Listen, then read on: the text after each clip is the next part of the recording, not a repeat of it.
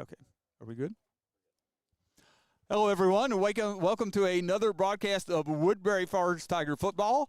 I am Coach Chris Holmes. And I'm Troy Lupien. And we are at Fork Union Military Academy. It's actually a beautiful fall afternoon. It's not cool, that's for sure, but it's not exactly warm either. It's maybe a little warmer than it is sometimes at the beginning of November, but it's like it is most times when I've been over to Fork Union. It's a little overcast, little, I don't know, gloomy, dreary, but it's just a little overcast today. But so it's not incredibly warm, but it's also not cool either. I mean, yeah, we have a great backdrop at the very least. Those beautiful fall colors heading in towards the tree line. Now you can see if you're looking across the way, you can look back there and you'll see we saw their other football team playing practicing just a while ago. We watched a little bit of that. You can see kind of their football field in the background, and as he said, Troy said, the beautiful fall colors kind of the background. They have a post-grad team also, and we watched them practice across the way over there a little while ago. And like I said, you can see the baseball infield. You can kind of see the stands back there and see the tree line. So, yeah, we're definitely out in gorgeous country, that's for sure. Yeah, and it was weird here in Virginia. I mean, a couple weeks ago we had pretty much a full week of just like really cold temperatures. Yeah, we nicer, down in like the 40s. Yeah, more fall-like weather. You're right. And then we shot right back up last week and this week. So it's if I'm not mistaken, I noticed. I think one day this upcoming week, is supposed to be 80 degrees again, which I'm not necessarily looking forward to that because it's been nice. 79. Yeah, I think you're right. It's been nice and not chilly, but it's certainly been cooler. I don't know that any of us are quite ready for that, but that's kind of that false fall that we get sometime in Virginia. We get a little fall weather, and then we think we're in for some nice weather, and then it gets warm again. We are here to play the Blue Devils. We're at the Fork Union Military Academy to play the Blue Devils. Looking at their season thus far, they come in at 1-6 on the year. Their lone win was against St. Anne's Belfield, and they lost to Blue Ridge School last Saturday. They lost to Blue Ridge School while the Tigers were playing Benedictine, and what was a very good game last weekend. I mean, yeah, I know you were the sole one on that call, but I watched a bit of that while I was traveling, and I mean that was crazy. Benedictine was 15th in Virginia coming into that game, and we were ranked higher than that. Yeah, we're third in Virginia, and so we've had a solid year, but Benedictine is always good and can be a thorn in our side. I will say that is one of the better game plans I think that we have had from a coaching staff that I have seen, because literally anything Benedictine had, our coaching staff was prepared for. They had a bevy of, you call them trick plays, but they're special plays. I don't like to think of the tricks as so much special because you just execute them well. We had 2 passes completed to our quarterback, one for a touchdown. We have a couple reverses that were run. Yeah, a number of just really interesting plays. I feel like that our coaching staff was really, really well prepared for that game. Yeah, I agree. From the parts that I did watch, it was a really good, well played game. Not just by the players, but the coaches made some really great calls. Well, and Benedictine is a good squad. They're well coached. They played a good ball game. Woodbury just played better than they did last week. And, I mean, that was a big win because that was certainly a hurdle to get over, because that is a good team and is a good team year in and year out. They definitely got the better of us last year. And here come the Varsity Tigers as they trot on. As early as the Fork Union Senior Day, and so they recognize several of their seniors before the ball game. That sounds like they all have some college aspirations. Sounds like some have some pretty lofty aspirations, but it's a nice little group that was out there for Fork Union that they honored before the ball game. You also got to give a good shout out to the Woodbury parents that have gotten here. We have a pretty solid crowd out here. No, we do, especially for how I'd say remote Fork Union is as a. What is this? Is this a town or a city? No, Fork Union is a little town. Yeah, okay. It is. In fact, as you drive in, you can see the little sportsmanship, and that you go out there and you just play your best. That's all you can really ask for. I also got to hand it to Fuma with their uniforms today. I saw their post-grads in the red and blue uniforms. Sure. But personally, I really like these all red with the white helmet, and I think that's a pitchfork on it because they're the Blue Devils. They're the Blue Devils. You know, that reminds me, the uniform reminds me of the Buffalo Bills monochromatic red uniform. See, I was thinking the Arizona Cardinals. Okay, all right. Now, that's fair, too. Cardinals do definitely have a monochromatic red uniform, Cardinal uniform, I guess. If you can hear in the background, you will hear from time to time their speaker. All right, so we're gonna pause for a second as they're going to lead us in prayer, and then I would assume the national anthem. Gracious Heavenly Father, we are grateful to you for such a beautiful day. day to play football. We're grateful to you for the traveling safety with which you brought the opposing team to us, Lord. We ask for your safety and blessing to abound as this game goes forward. Lord, we ask all of this in your Son's most holy name. Amen.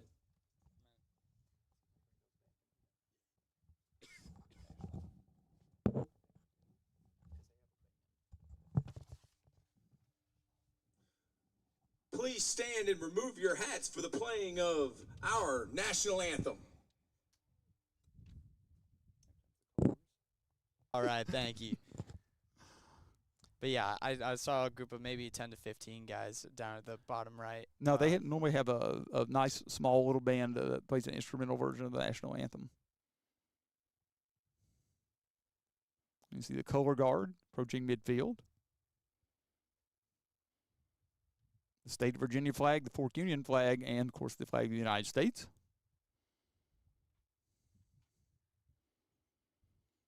And like I said, we'll try to bring you the national anthem.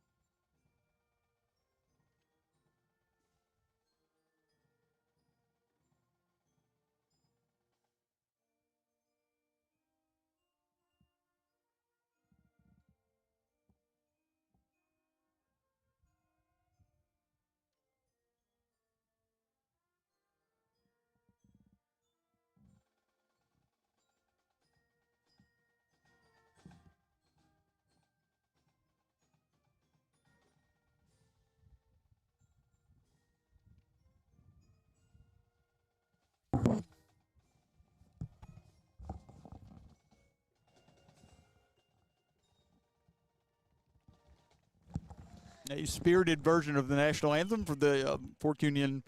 I don't know if you call that a pep band exactly, but a little band. That was nice. So we're going to try to talk a little football here for you also as we see the color guard about to exit the field. Have a couple of the on-field camera. A couple of players with some noteworthy stats that we can talk about a little bit because there are a couple of Tigers that are having pretty big seasons. I know that Keandre Hudgens is nearing the 1,000-yard mark. He could possibly hit that today. If not today, then hopefully next week when we travel up to Episcopal. I'll travel up to Alexandria next. We have number 3, Number 8, Alexander Abron. Number 4, who is Luke Boucher Zazzaro, and number 13, Xavier Buckles. And if the name is actually Boucher, we thought it might be Boucher. Yeah, we actually discussed that a little bit. Boucher. Yeah, we had some Bobby Boucher stuff queued up for you, but it's Boucher Zazzaro. Here comes the coin flip. I'm wondering who the other guys are lined Those up are the other seniors, if I was guessing. I think those are the other seniors. Yeah, they're honorary captains. William Messiah. All right. William Messiah. Let's see. Looks like I think they deferred. Yeah. Fork Union. We'll make sure. Yep.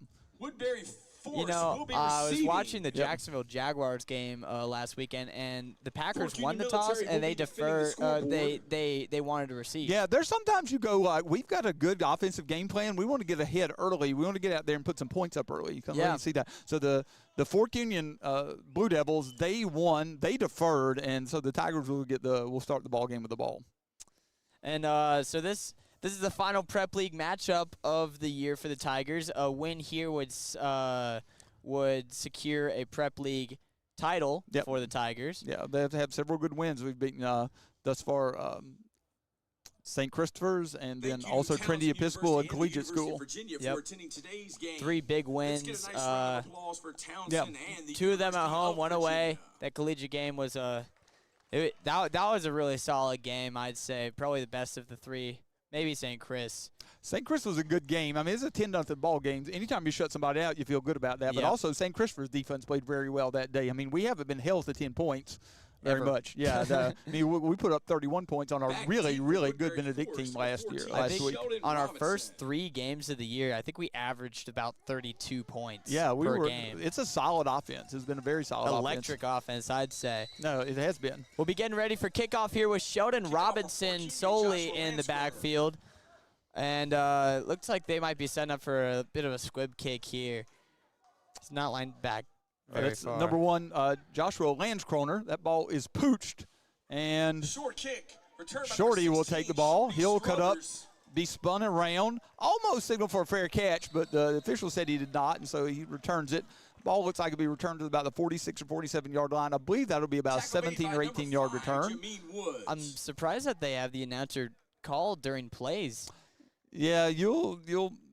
I don't think it's loud enough to actually Affect. The affect defensive anything. Yeah. Virginia Military Academy is coached by Delton Cotton. Well, we'll get you some of the starters for both Fuma and Woodbury. On the O line for Woodbury, we have number 70. That's isn't that Lord? No, that's Buddy Wegdom. Wegnum is 70, yes.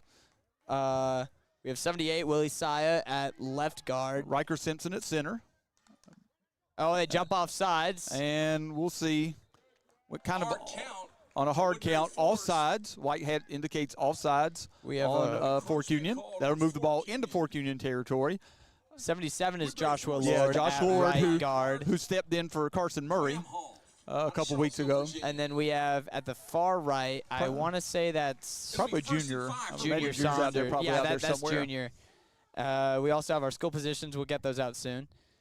Okay, ball's handed off, and Hudgens around the left From side, number 11, Keandre spun Hudgens. around out of bounds. That'll be a gain of. Speak where they spot the From ball a at. gain about of 16 or 17, yards. depends It'll on be where they first spot down the for ball. Woodbury It's at the Forest. 31, so it'll be 16-yard gain.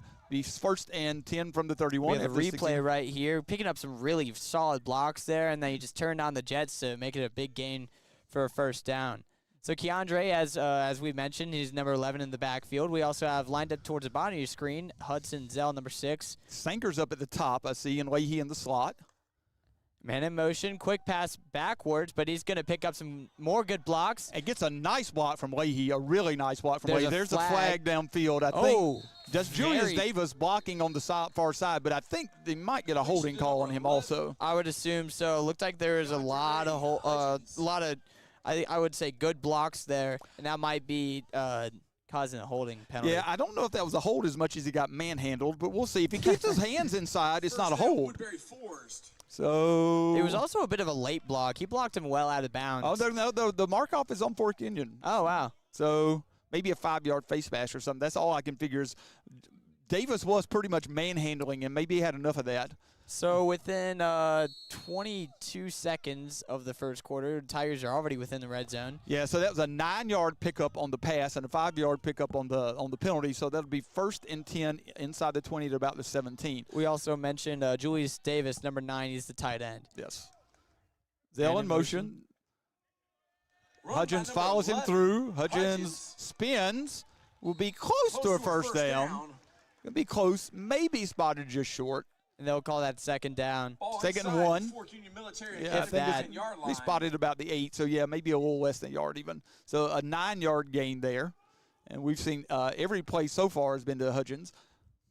Yeah, and I mean that's kind of just how you're gonna go with this. We've proved On the throughout the chains entire today, season So how members of the Fork how Union Hudgens and Military the run Academy game in host general flag here, also with football Wamhoff, program. Yeah. has just been killer. No, Wamhoff last week running the ball was really key, and we've seen that some. Gets a snap, drops back, quick pass out to Leahy, but it's dropped. Leahy drops the ball. He just Quick simply hit, turned his. You could completed, see his 54 helmet turn Will upfield before he caught that ball. Leahy. He was too eager to try to get into the end That'll make it zone. third And that happens pretty No, often. it does. Yard. We We've seen have that happen. C.J. Rissmiller coming in for number 3, Lucas Third and Sanker. one from Yeah, the we, 9-yard we've line. seen Rissmiller who comes in blocking situations like he comes in to block because Rissmiller is physical. He's He's a also- youngster, but he is very physical. Yeah, he's also starting linebacker for Yeah. us. He's also our backup running back. So he's, like you say, every game pretty much put your aces in your spaces or places.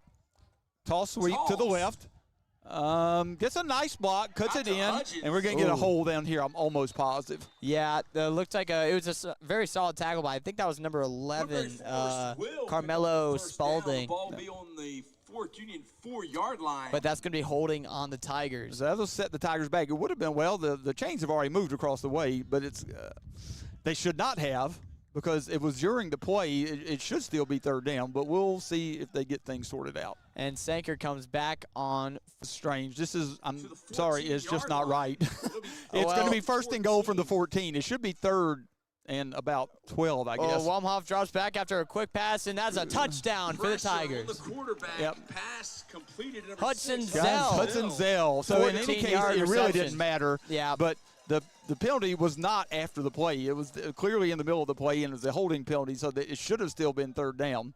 But in any case, it doesn't matter. That's going to be – all right, we come to the we might get another look at that. We can see the celebration in the end zone. It's always good. I mean, we have – I'd say this is the best connection to the Schaffer cam we've had all season. I think that's thanks to our Starlink. And we have Ubani with a good kick. Yeah, if you like the way the broadcast is going, I think you can attribute some of that to the fact that, yeah, we brought our own internet with us. We've partnered with Starlink, and we're working through Starlink right now. And I will say that it seems like the hype is real. The Starlink connection seems to be really, really strong. Got to appreciate Mr. Musk for that. No, most definitely. So the Tigers with a 7-0 lead, a minute and 17 seconds into the ball game, a 53-yard touchdown drive on 5 plays. Talk about an efficient offense there. I mean, that's exactly how you want to kick off the game. They barely had to pass it. K-Dre did most of the heavy lifting on that drive. No, just the pass into the end zone for the touchdown. We'll try to get you to the kickoff team for Woodbury. We have number 20, John Morrison, 25, Kamari Beal, 17, Charlie Matthews, 22, C.J. Rissmiller. 41 is not on our roster. 41, I'm trying to remember who that is. 51 is Wiley Brown. 24, we have that's Ridge Hogue. We'll get you to the rest of them on other kickoffs. Yeah, I see Styles Harper across the way, I'm pretty sure. Yeah, that's number 5, Styles Kyle Harper. Alberry, I'm almost positive out there. Deep for the Blue Devils, we have number 3, Alexander Abram, and number 4, Luke Boucher-Zazaro. Abram has the ball. Runs into his own man. And not a bad return there. Besides running into his own guy, had some really good moves there. No, Hogan on that tackle and Alberry on that tackle. No, they have some pretty good skill position players. They have they have the ability to put some points on the board. They were held. The offense was held scoreless last week. They had a safety that they scored with, but that's not been typical. They've generally put a few points on the board. Yeah. So this Tiger defense will have to be on its toes. Also, Anish Roy was on the kickoff, number 28. No, you're right. Anish Roy's out there, and you're correct. So we'll try to get some of these starters for the Blue Devils. And we have the visiting section generating a bit of noise. Quarterback's number 13, Xavier Buckles. It's going to drop back as a bit of a rush. Caught. Dropped. That one's going to be dropped. Also, Harper there, ready to lower the boom on Boucher-Zazaro. Also in for the Blue Devils, number 3, Alexander Abram, who we spoke about earlier. Number 11, Carmelo Spalding. Number 74, Samuel Okaturo. Okaturo, yes. Yep. 58 also on the line, Saquon Wiley. Try to get some of these other guys for you. I did look at some of their starters before the ball game. 55, I think that is. That's 55. Marquise Purvis. Yep. The running back's 20-something. Matthew Jordan also in at receiver, number 10. Drops back. Nope. Hand off to 23. Run. Finally taken down by number 16, Troy Struther. By number 23. You can see that's Isaiah Kittrell. Yep. You can see Tiger coaching staff excited by that play right there. Be a drop. A loss of about 2. Be 3rd and 2. Yeah, you can see the drive there from Shorty Struther to make it on the outside. Congratulations from Coach Mateo. Well, Coach Mateo really pumped out about that. I'm sure he'd like to be back out there. Yeah, Strother also out on defense. Sheldon Robinson, Sanker out there. We'll try to get the guys on the defensive line for the Tigers today also. Yeah, we also have number 1, which is Cade Ellis. Cade Ellis is out. I believe I saw on the defensive line. Nick Logan is out there to start the ball game. Kobe Beal also playing safety. So it'd be 3rd and 12. Xavier drops back, looking to pass. Buckles looks. Oh, no, he's got a receiver open. Four's wide open. Yep. Boucher Cesaro. Oh! And a stiff arm to Lucas Anker is followed with a tackle from behind from Kobe Beal. But that's going to be 55 yards downfield, though. That's going to be a 57-yard gain on the play. And Fuma's showing some life here. Well, like I said, well, 56 yards on the play. They have a reasonably potent offense. They definitely have some skill position guys. They have a quarterback, Buckles, who can get the ball to them. I think plays like that are going to prove to the Tigers that they can't get complacent here. They need to be playing at their best ability. No, and you want to be playing well because the Tigers have been playing well, and you certainly like to be playing well next week when you go up to Alexandria. So we have trips right on this play. Handoff. Run to control up the middle. Be a game even if you can put it right back on. We also have a 70. Oh, no. 70, yeah, 76 is out. No, I was going to say Mondesir, 53. He just came onto the field. At 76, I don't know if we call 76. That's David Mell. He's a sophomore. Pretty big kid for a sophomore. Yeah, I'd say. But looks like the Tiger hopped up. We won't speculate any there. That'll be a gain. It looks like a gain of about 5. Be 2nd and 5 from the 21. Yeah, if the Tigers do to pick up the first down. Yeah, despite a couple missed blocks, he's able to shake those defenders very well. Yeah, the blocking was about as good as the tackling. A couple missed blocks and a couple missed tackles as well. And now they're knocking on Woodbury's door deep into the red zone. Yeah, we see Purvis trotting back out on the field. Purvis back in for Johnson after he got his helmet back on. It'd be 1st and 10 at the 12, maybe the 11. They've been a predominantly passing offense so far. Well, they probably won't have a lot of success if they run the ball repeatedly. They can mix it up some. They may have some passes, some success running, but they'll have more success passing. Looking like a blitz. Yep. That's over and caught. Touchdown. And the blitz doesn't get there in time. Caught by number 2, Caden Wireside. And a beautiful play there by the Fuma offense, and they tie this thing up with an extra point. Whiteside. Sorry about that. Excuse me. Yeah, that's my fault. That's a misspelling on my part. I spelled it Wireside, and it's Whiteside. So we'll see a similar formation from Fort Union that the Tigers run occasionally. And Landskroner on for the extra point attempt, perhaps. Did they just call him the Arizona Gunslinger? Apparently they did. And they are going to go for 2. Direct snap, but it's pass. And incomplete. And that's the kind of thing, like I said, that Woodbury has kind of kept in their back pocket. Might be interesting. Yeah, it's 7-6 now. Most of that was due to the pass to Luke Boucher Cesaro. Boucher Cesaro caught the big 56-yard play from him. On 3rd and 12. Yeah, yep. I thought it would be a quick 3 and out, but that play gave him life. No, this team, even though their record is not that great, I've watched some film on them, and they definitely come out and they play hard. And they beat St. Anne's Belfield, who's 4-4 on the year, so that's not an easy win, I'd say. No, that's a good win for them for certain. St. Anne's Belfield, coached by Heath Miller, former tight end in the NFL and for the University of Virginia. Oh, wow. Yeah. So that stab program will probably at some point make some movement upward. Well, good thing that's after I graduate. Well, we have not actually played stab at any level of football since I have been at Woodbury. Oh, really? Not at all. I know we play them in basketball, and they're amazing at basketball. They're amazingly good at basketball. Their baseball has been up and down. They've definitely been up recently. Oh, an onside kick. And that will go out of bounds. But I like the aggression there. No, you just scored. You try to get the ball right back and try to go down and score again.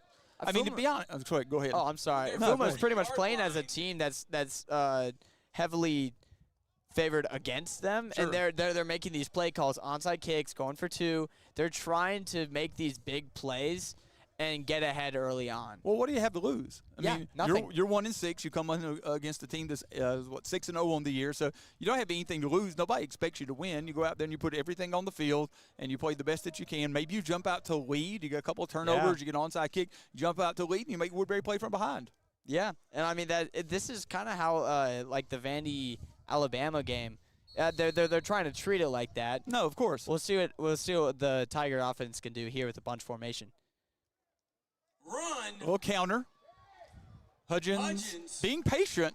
A good run, but a very patient run. Yeah, you can see that waiting for the blocks to develop, and he gets a beautiful first down off of that. Yeah, big gain of about 11.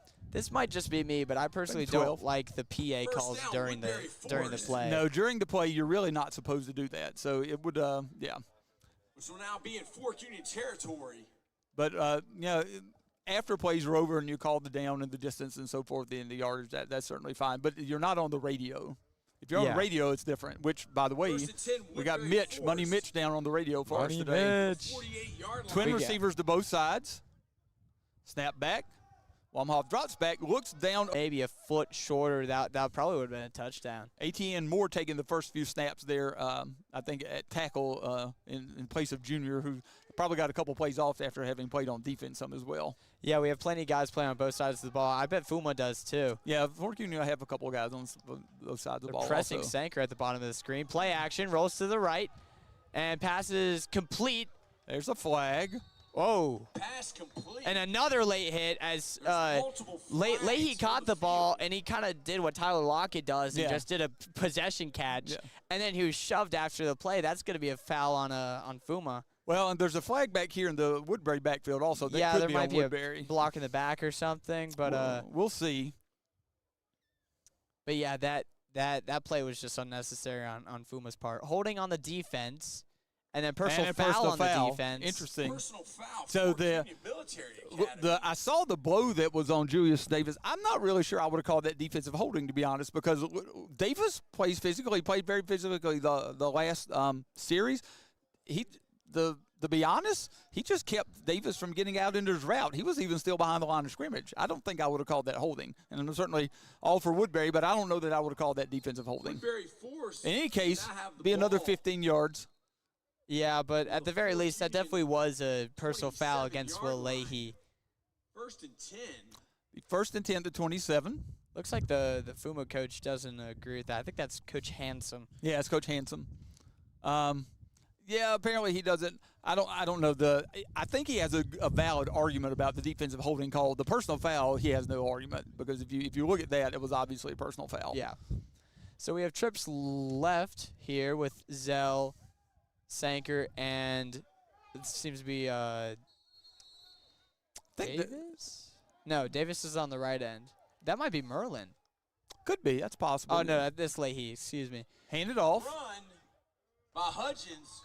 Hudgens scoots forward for about. More of a deflection. Yeah, and that pass was intended for Zell. Zell came in motion and That'll then make it third almost down. ran a little wheel route is what that looked like, but it was a little late Woodbury being delivered. Force. Bring up 3rd and 7. But this is only the Fork second Union third down of the 25-yard game for the line. Tigers so far. Yeah, haven't seen a lot in the way of Fork third Union downs. Military Academy. Let's make So some noise. twin receivers to both sides. This That's is a Sanker and big Davis third up at the down. top. Oh, they Hudson and almost Leahy at the jumped. bottom. Illegal proceed. Oh. Yeah, well, that's forgive us. The PA announcer is a little overzealous. Yeah, I agree. He constantly tripping over himself. And a flag on the play. Yeah, that'll stop the play. And That's going to be a false start on the yeah, Tigers. that'll be a illegal procedure on the Tigers. Woodbury Force It's so confusing because they have the same will make it about 3rd and 12. hand motion. Yeah.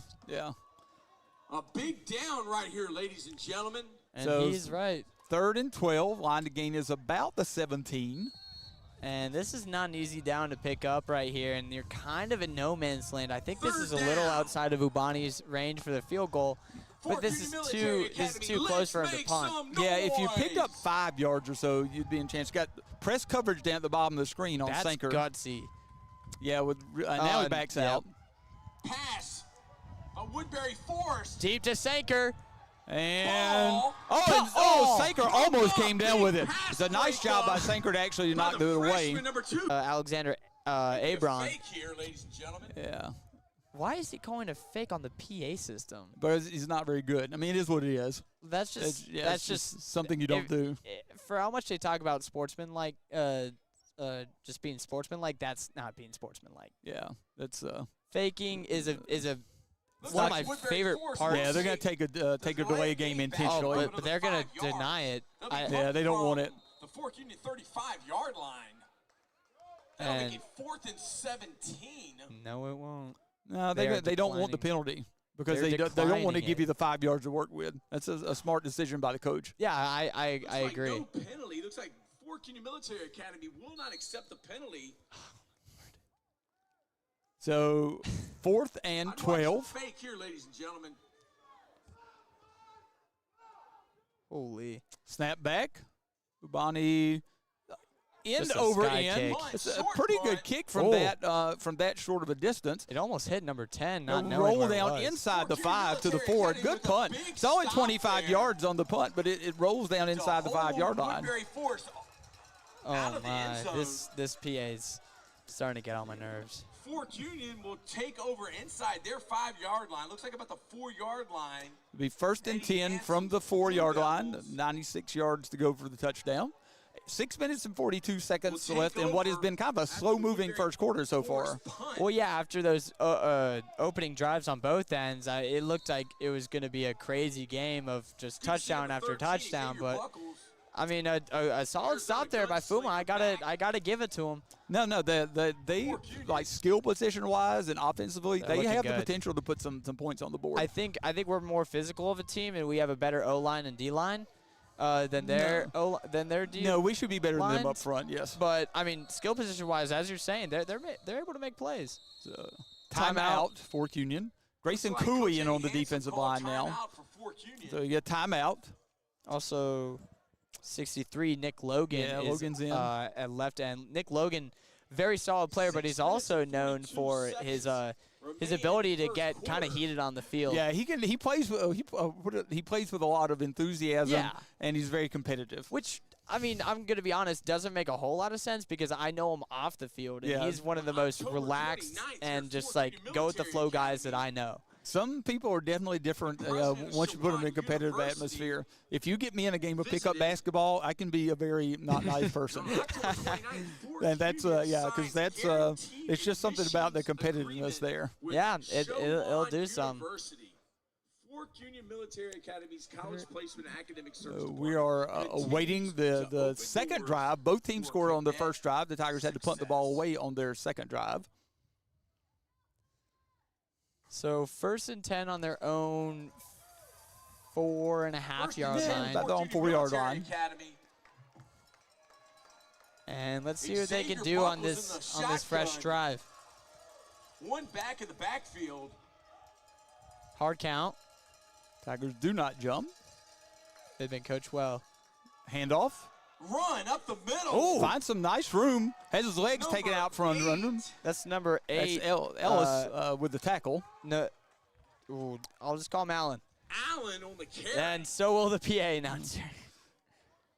I want to say it's a tough 7 yards. Oh, Nehemiah Allen. Nehemiah, Yeah, okay. Nehemiah Making it Allen. second Gain of and about 7, 2nd and 3. Fort Union. So Nice run up the middle. looks like the Blue Devils have a split backfield between Allen and number 23 Kittrell.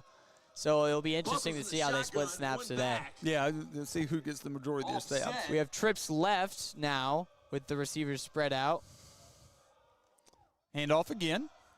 And bounces to the outside. He's going to be That's stopped. Logan going to be there. Fort Union. It'll be slung down. Number 8, And Nick Allen on Logan, the a really carry. good play there by him to grab on and hold on, too. Yeah, probably no gain. It's still at the 11. That'll So make it basically 3rd 3rd and 3. Third? 5. Oh.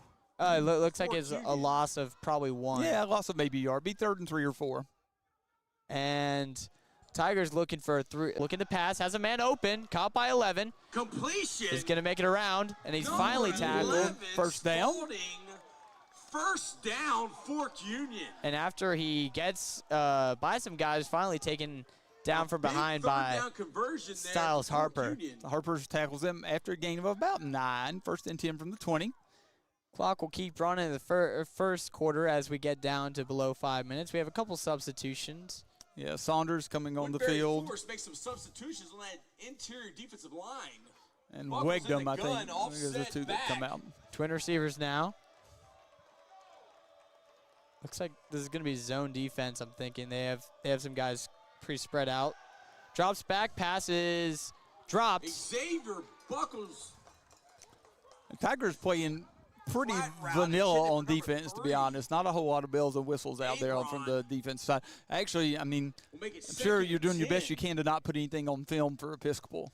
But Yeah. but when you go into a rivalry game like that, you can pretty much I mean, you exchange film for the last few ball games. You can pretty much assume that Piscal has got any other film from any other game earlier in the season, but you just avoid trying to put anything on film that might help them this week. And trips left now. Buckles in the gun, offset back. The 2nd and 10. Wide side fields up to the top of the screen. And here comes the blitz. He's going to get the pressure, and his pass is going to be Woodbury short. forced Yeah, Sutton will force that pressure. pass to come up short. Quarterback was unable to step into it. Incompletion, And that'll make it bring up 3rd and for 10. Fort But we've Union. seen the Blue Devils already convert on 3rd and long once today. Yeah, that's very true, and not just convert, but also flip the field. Oh yeah, completely flip the field. 56-yard gain. Tigers there. Yeah, put it in a quadruple coverage. Yeah, Whiteside. Yeah, I think Buckles just dropped back and threw that one about as far as he could, and hoped Whiteside could run under it. It was a good pass, but I think it was Sheldon Robinson who got a finger on it. Yeah, reached up and managed to tip it away. And we'll have a combination of Robinson and Hudgens to return the punt.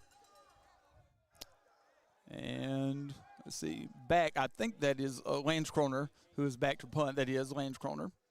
He's listed as a DB wide receiver kicker. Wow, snap back. End over end. But take a good roll. Very good roll. Very good roll. Punt. We'll see where it's marked out We'll at. call it at the 40-yard line. Joshua They mark it at the Lansford. 40. It'll be a 40-yard punt.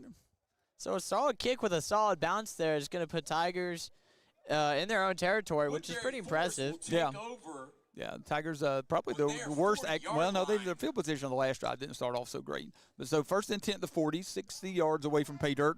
4 minutes and 9 seconds left to go on the first quarter clock. Fort Union was I think able at to about gain some at field all position 3 of their last series, starts, they're push about at the Woodbury 40-yard Forest line. back. Yeah, The return from Shorty, and then the kick out of bounds, and then now this Yeah. kick. yeah, you're First right. and 10, You're correct. Woodbury Yeah. With Sanker on an island at the bottom of your in the screen. pistol. Hand off to Run. Hudgens. Has Finds a a nice gap. little hole. Cuts up the middle, and will be a gain of probably around 14. 15-yard gain for number 11. And now they're in Blue Devil territory on the 14-yard gain, 1st and 10. Nice run right there by Hudgens. 46-yard line, looks like. And Woodbury this run-heavy Woodbury offense is going to look to keep things going here. We have 46-yard Sanker at the top of the screen, paired with Woodbury Leahy Forest and still in Zell pistol. at the bottom of your screen. And Run. another run, Hudgens wrapped up in the backfield, but he's going to keep going. Escapes trouble, gains about 6. That was a Houdini move there by Hudgens, is able to escape. He was had a pretty good grasp on him there, but then he made a loss of. And here's 3. Hudgens' stats coming into the game. 137 rushes, 819 yards, and 6 touchdowns, and a little over 100 yards receiving as well. So you can see Hudgens has been a huge part of this offense up to this point. And I'd say so far today he has about, 50, 60 Yeah, I would rushing say probably yards around 50 or 60 before rushing the yards first already. quarter's even over. So looking good. Trips right here. 2nd and 4. Ball's handed off. No, he keeps it this time. Wamhoff around the right. He puts the ball on the fumble. ground, though. And I believe the Blue Devils probably collected that ball. I think Fuma got that. Yeah, they did. Has recovered, ladies and Wow. Yeah, Wamhoff put that ball on the ground. He was getting really aggressive with that play there. He almost lowered his shoulder, and the ball just popped right out and pretty much fell in the hands of the Fuma defender. No, as a quarterback, you have to be better at protecting the ball there. He had the first down, definitely had the first down, but put that ball on the ground. That'll be a turnover, and the Tigers will turn the ball over for the first time today. Wow, and I mean, just as you were saying, you're making these big plays, you're forcing these turnovers. Yep, That's exactly how you right. stay in this game. It's how you stay in the game, because the Tigers, if you watch film, are definitely better. But the Fort Union has enough guys on offense, enough skill guys, and a good quarterback that they can make things interesting if you allow them to. So we have, I think it's the other running back now, which is 23? that's Kittrell. Yeah, So Isaiah Kittrell and Kittrell. Allen splitting snaps. They've been fairly good in the backfield. Drops back. Looks over the middle, gets a rush, and taken down for maybe no gain, maybe a half-yard loss. Yeah, they're going to mark that as about a half-yard loss, but I don't think that really considers itself as a sack. No. It'll be 2nd and 10. So it'd be For Fort 2nd, and Union. we'll call it 10-ish from the 35-yard line. And this Woodbury defense coming off of a good drive, but they really need to lock in. They need to get the ball back to the offense, and the offense needs to start opening up this gap of only 1 point of a lead. Buckles in the gun, offset back. 2 receivers to each side. Run. A nice little spin. Up the middle. Finally Probably wrapped up. about 3 yards. They'll be on their own 39-yard line now, and that'll bring up 3rd and about 6. If they spot it at the 39, it'll be 3rd and 6. Yep, 3rd and 6. Blue Devils. And a big stop 3rd down here for would Fort be Union. nice here for the Tigers as the clock runs down in the first quarter. We're heading towards the end of it. And if you're Coach Jackson Mateo, you have to understand every game can't be your best. Otherwise, there'd be no best. And certainly we had an emotional and a big win last week. So you kind of anticipate a little bit of a letdown. But you're playing so well at 6-0, you want to continue to play well because you don't want to feel like you're on a downside when you head need a into your arch reputation. rival. Yeah, you don't want to be downsliding when you head into your arch rival next week. 3rd and 6. Looking for maybe an audible there. Ball in Buckles' hands, gets it out to the back. Swing pass And to Cottrell. He's not not a gonna go lot of anywhere. running room, yeah. It looked pretty promising there because they had trips left and they had forced all the defenders on the left side of the field. But then they just collected no blocks on the right end. You can see it in the Tigers, replay here. Tigers were well prepared for that. You're right. Very well wrapped up by both. I think that was Riss Miller and Styles Harper. Styles Harper. And they may take another one. Yep. They'll take another timeout. We have about 28, 29 seconds to go in the first quarter. Blue Devils will take their second timeout. Yeah, so they're down to only one timeout before the second quarter even starts, which, I mean, this isn't a bad spot to take a timeout, but it's never fun going into the second with one timeout. Well, it depends. If you come out and you just intend to punt the ball away, then you haven't really gained anything, and it probably is a timeout wasted. But if you want to go for it here, which would be a gutsy call, but if you do want to go for it, then that's a timeout well spent. I think either they're gonna. Actually, no. I was gonna say that they're gonna punt and fake it, but doing that after a timeout seems a little obvious. Yeah, we'll see. It is 4th, and I would say it's a little more than 5 if you look at the sticks. Yeah, but I mean it's But it's right at 5. yeah, pretty much. The only reason I say that is because if you get a 5-yard penalty, that doesn't look like it would quite pick up a first down. Yeah, that's right. So maybe I mean still getting them to jump would be nice. No, yeah, it would definitely shorten things up. But I don't think that's an automatic first down. No, I don't think so. But once again, we have trips left here, 4th and 5. The gun, offset back, 3 receivers to his left. Got a little bit of press at the top of the screen. Buckles drops back, and that ball. Oh, intercepted by Styles Harper. I never heard a whistle. I didn't hear a whistle. And he might bring that back all the way. Harper down the sideline. I never heard a whistle. I think that popped up in the air. I mean, we'll maybe, see. maybe we could get the Schaffer cam replay here. Yeah, I don't know if that hit the ground. The officials didn't see it because we never heard a whistle. I don't know. Wait, here. Oh, thought we might have a replay for a second. All right, we got a replay coming up. All right, here we go. Here's the pass. The ref's in the way. Yeah, it's just, but I mean, they're keeping the call. What a heads-up play there by Harper. The official was right there. You know, Harper, I think that's his 4th interception on the year. He had one last week as well. And he had a big two. one. He had 2 in one game. I think that was the St. Mary's Riken game. I think so. So I think that's his 4th on the year. And the interception last week was on a deflected pass, just as that would be. Yeah, I was talking to Henry Powell, and him and I agree. I think the receiver came down with it but didn't have full possession, and it bounced off his chest, and then it went into Harper's hand. But had struggled a little bit more on the last couple of drives, turning the ball over and punting the ball away. So the Tigers are they were able to even out the turnover ratio there with Styles Harper interception, almost returned for a touchdown. Yeah, I think a lot of the Fort Union players, I think they just assumed the ball had hit the ground, but yeah, you always have to play through the whistle. Yeah, I mean, I almost guarantee that that's a big thing that Coach Mateo tells the guys. You always play until the whistle. Yeah, the official will blow the whistle if the play is dead. Yeah. They don't. They haven't done their job. And that's when you see guys, even as high as the NFL, when there's like a fumble that you don't know whether or not it's going to be it, they still play it. Oh, yeah, of course. I mean, you think it's an incomplete pass from the quarterback, but it actually it's a fumble because it came out of his hand before he started his arm motion forward. So, yeah, there are a lot of things that can happen. But, you know, kudos to the officials for being on top of that because they did not blow the whistle. None of them blew their whistles.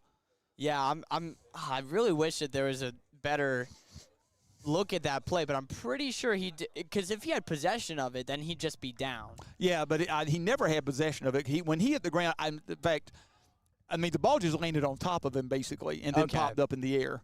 But yeah, a great heads-up play there by Harper. Also noticing we have 22 Rissmiller kind of acting as a fullback. Yeah, a short 3-yard touchdown drive. Hopefully more to come from there. And we'll see the Tigers line up in their little wacky formation. Let's see if they try to show the Blue Devils how this is actually supposed to be run. They might go through with it. I honestly wouldn't be surprised. Try to catch them off guard. Although Andrew Obani is our receiver by himself at the bottom of the screen. That'd be pretty gutsy to throw the ball. I'm sure Andrew can catch, but he can. But they had a wide receiver split down there. That's a whole completely different look. I've played pass with Ubani multiple times. There's a flag on the play. It looks like delay of game. That would back the Tigers up 5 yards. Still very doable for Ubani's range, so that shouldn't really do much. But now that definitely takes out the possibility of a 2-point conversion. There are, however, 15 seconds left on the play clock. So if the Tigers are going by the play clock, you would ask yourself, why were there still 15 seconds left on the play clock? It didn't seem like. And that kick is true. Extra point is good for Woodbury Hutchins Forest. Glenn's back there about maybe 25 yards behind the uprights to catch that. So now an 8-point lead for the Woodbury Forest Tigers. 14-6 in favor of the Tigers after the 3-yard touchdown drive. 2 seconds into the second quarter, according to the clock. Yeah, that makes sense. Yeah, the 3-yard touchdown run did not take very long. So as we were saying earlier, the Tigers will be traveling up to Alexandria next Saturday, and they will take on arch rival Episcopal High School. If you're accustomed to the kickoff times, that kickoff time moved back to 1 o'clock a couple years ago. It was traditionally a 2 o'clock Saturday afternoon kickoff, the second Saturday in November. But that's moved back to a 1 o'clock kickoff because you just start to run out of daylight. And I think maybe the clock's even set back this weekend. Do the clocks move back this weekend? It's the first Saturday. Is it I think they do. I think it's fall back. I remember spring forward, fall back. But I think that is this Saturday that they move back. Is that I can't remember. Is that the good one or is spring forward the good one? Well, no, fall back is the good one if you want. You get an extra hour of sleep. Okay, that's why. But it sucks because then it turns dark at 3:30 in the afternoon. So it just depends on what you like. You get that extra hour of sleep, which is nice. But it kind of stinks that it starts getting dark at 3:30.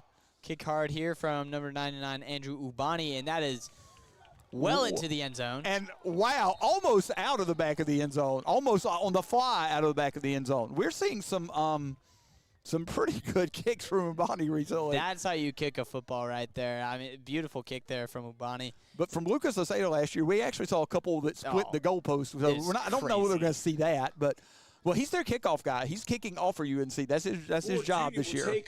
So I have a feeling at some point he will end up being at the least their punter.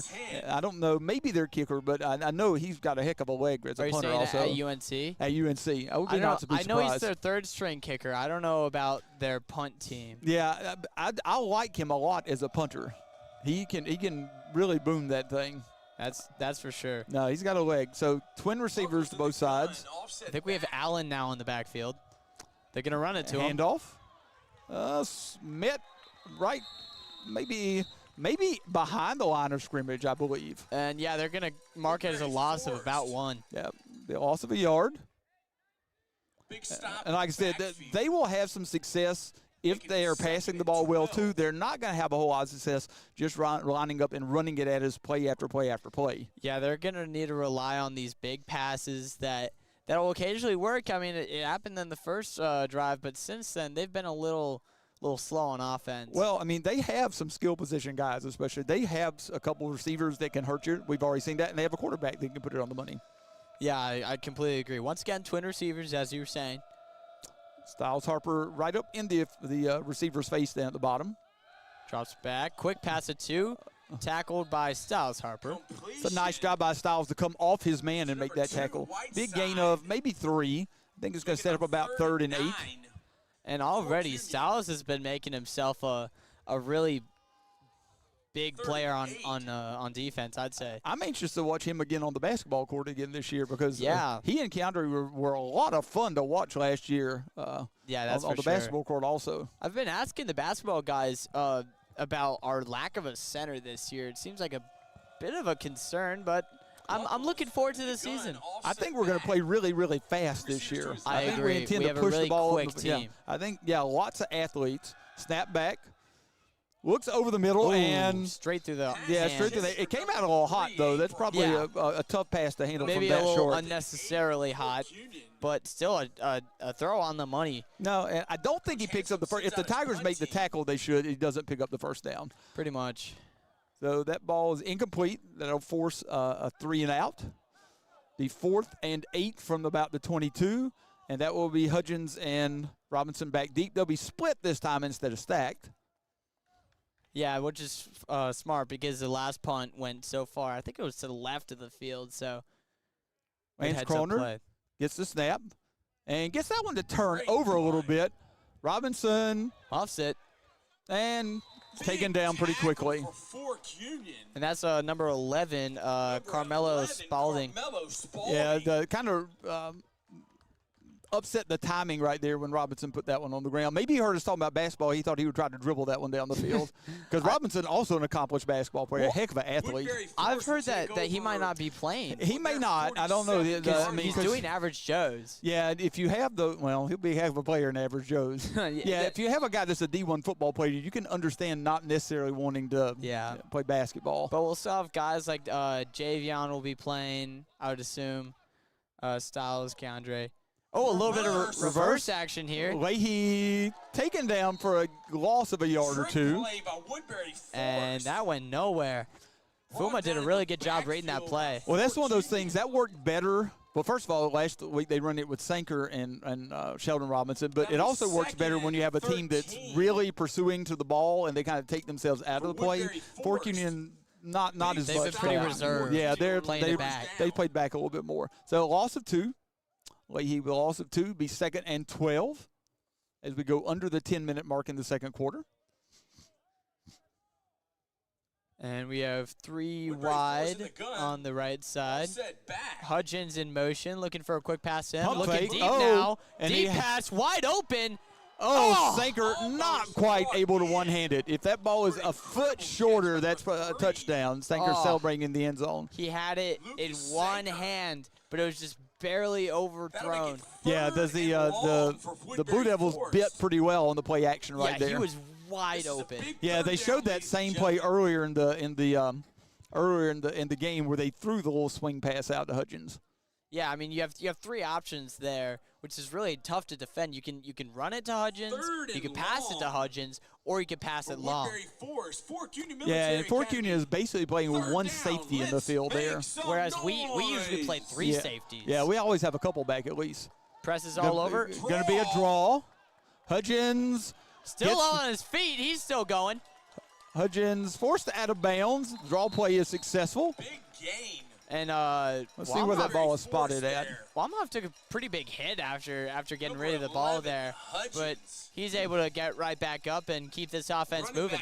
Gain of 34 yards. 1st and 10 at the 21-yard line. Really good play there by Hudgens. That might put him above the 100-yard mark for this game. Going to be probably pretty close. He went over the 120-yard mark in the first quarter last week. But that Benedictine defense stiffened a little bit after that. First down, Woodbury Forest. Ball's at the 21. Woodbury 1st and Forest 10. with the pistol. And I think Leahy's being pressed here. He's going to be put in motion. Ball's handed off. Run. Hudgens being patient. There's be a flag That's down. a holding. More than likely a Woodbury holding penalty. Forest. I would Gonna agree, bring 'em but I don't back. know why he assumes that it's going to Make be it about holding. 1st and 20. I think Probably set the Tigers back. It will. Move them back some. but it's spotted a foul, is it not? Depends on where it occurred. Let's see where it occurred at. I think they're going to mark it off from the 21. So Yeah. that would be make it 1st and 20.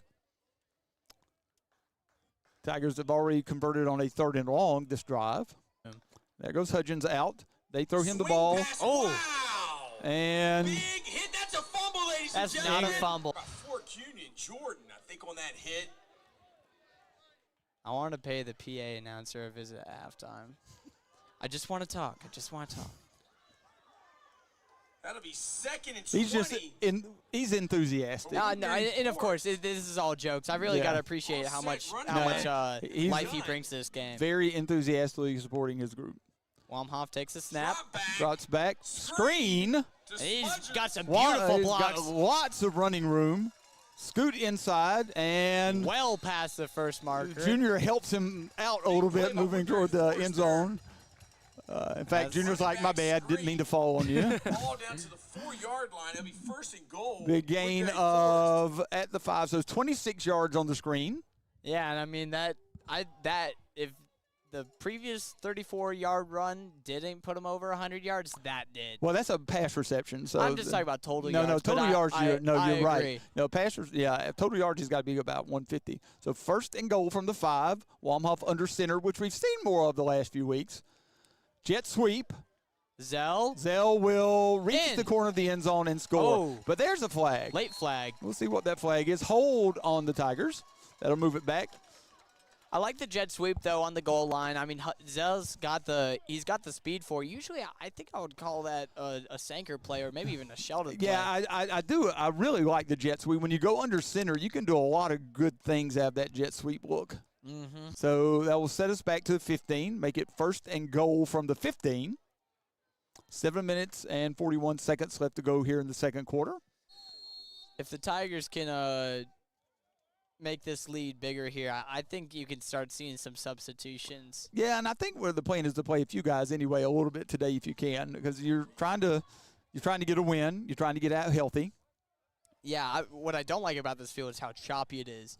They have a possibility First of and goal from the 15-yard line. Looks like a toss pass, maybe. Hudgens keeps his feet. Still up. Oh, he's still Oh, up. and he's going. Holy smokes. He is headed for the corner of the end zone, and He gets in. He What gets a in. That's a touchdown. play. Wow, what a run. He probably ran a total of, I'd say, 40 yards on that Oh, play. easily. No, he might have run 60 or 70 yards on that play to gain 15 yards. Holy. And Excuse me. Basically, there it is. We're getting a little bit of a look at that. There come Touchdown, from Smudgens. ground level.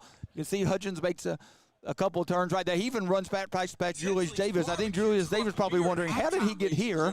Big supporter of Fork Union Military Academy. And they're getting Woodbury Forest straight to the extra for the point. extra point. And that ball is up.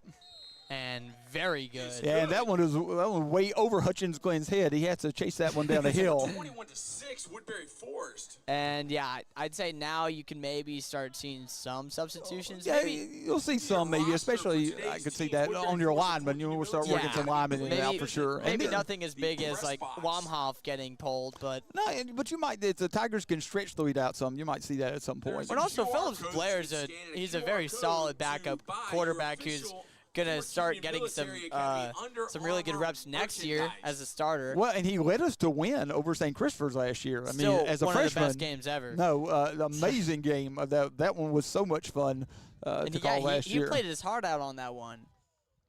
No, that was an amazing game just to call and be at last year. That was such a fun game because it looked like the Tigers were dead in the water in the fourth quarter. With Sterling and Thad last year, that was a fun game to call. Military Academy. So the ball's teed up. Ubani getting ready to kick with his supporters on defense. The last kick was about 9 yards deep in the end zone. And you might expect to see that again. That's a line drive kick that is, again, through the end zone. Touchback. Wow. And that's right to Schaffer, it looks like. Schaffer's just in the right place right there. Oh, Schaffer might it looked like he was going to keep the ball there for a bit. Well defended there from Hutchins, though. Yeah, he might have to fight Hutchins for the ball. And the Blue Devils offense will come back onto the field after a few unsuccessful drives, hoping to reignite that flame that they had on the opening drive. Yeah, first and 10 from the 20-yard line. Up for a 2nd and 10 attempt here. Let's see, we'll have twin receivers to each side. Buckles And back in the shotgun. We have, it's not Allen, it's Kittrell. Kittrell now. Man in motion. And flip a little toss. Jet sweep look. And going to be a nice little gain. Pushed out of bounds by, I think that was Robinson. And that's going to be a gain of about 7 or 8. Yeah, I think it's pretty close to 7. Yards. Call it. Ooh, I more think than probably 5. going to be about 3rd and 3-ish from the 27-yard line. Oh, they are marking it pretty far back. Looks like that was a gain of 6. Yeah. Or no, sorry, 7. Yeah. Drops back. Drops back, looking to the left, and Ooh.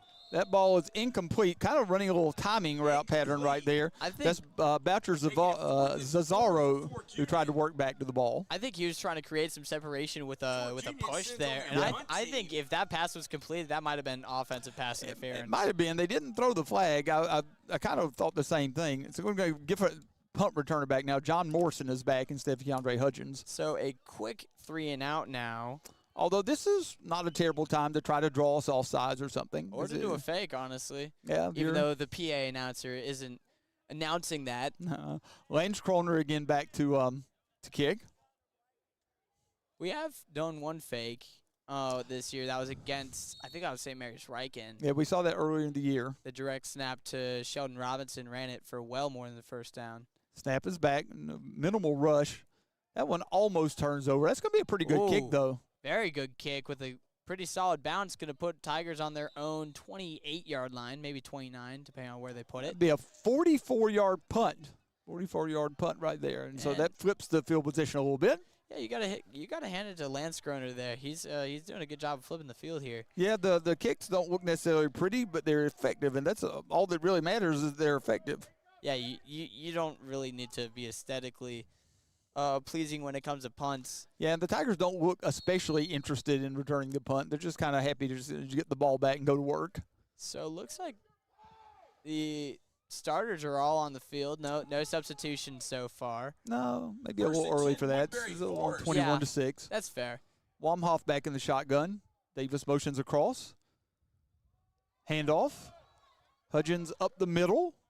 Very slow play there. Yeah, it was kind of a slow play there. Maybe a gain of almost 5. Call it maybe 4. I think it's probably closer to 4 than 5. Might have been a read option there where he's trying to read the defense, and maybe if he sees an opening down there, takes it away from Hudgens. Well, you just want to get that defensive end to commit. Yeah. If you get him commit, then you can pull the ball.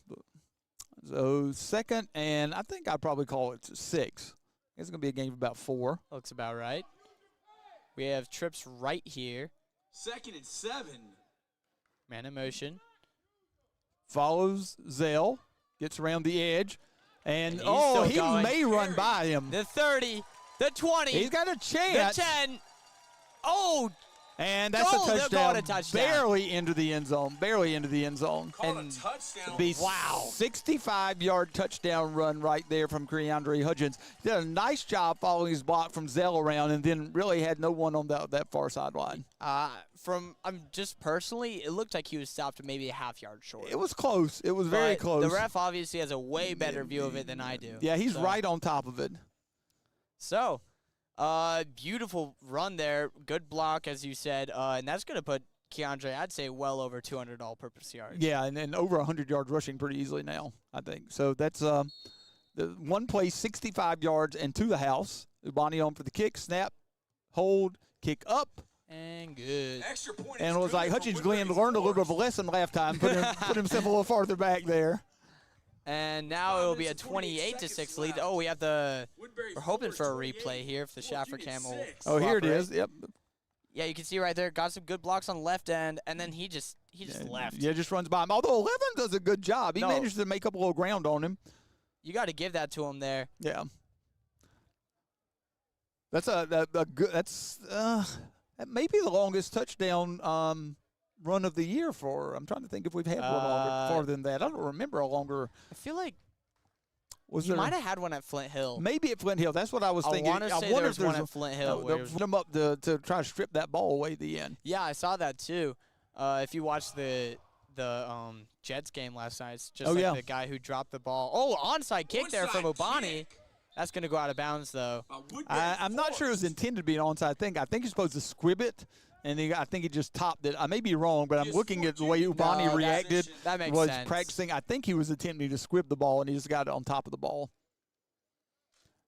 Because it could be, next week, you start practicing things for next week also because you are playing your arch rival next week. Yeah. It may be that you get the situation where you don't want to kick the ball deep. And obviously, squibbing the ball is not as easy as you think it might be. One thing that's really cool that I can always appreciate is how the Varsity Tigers prepare for the game. Yeah.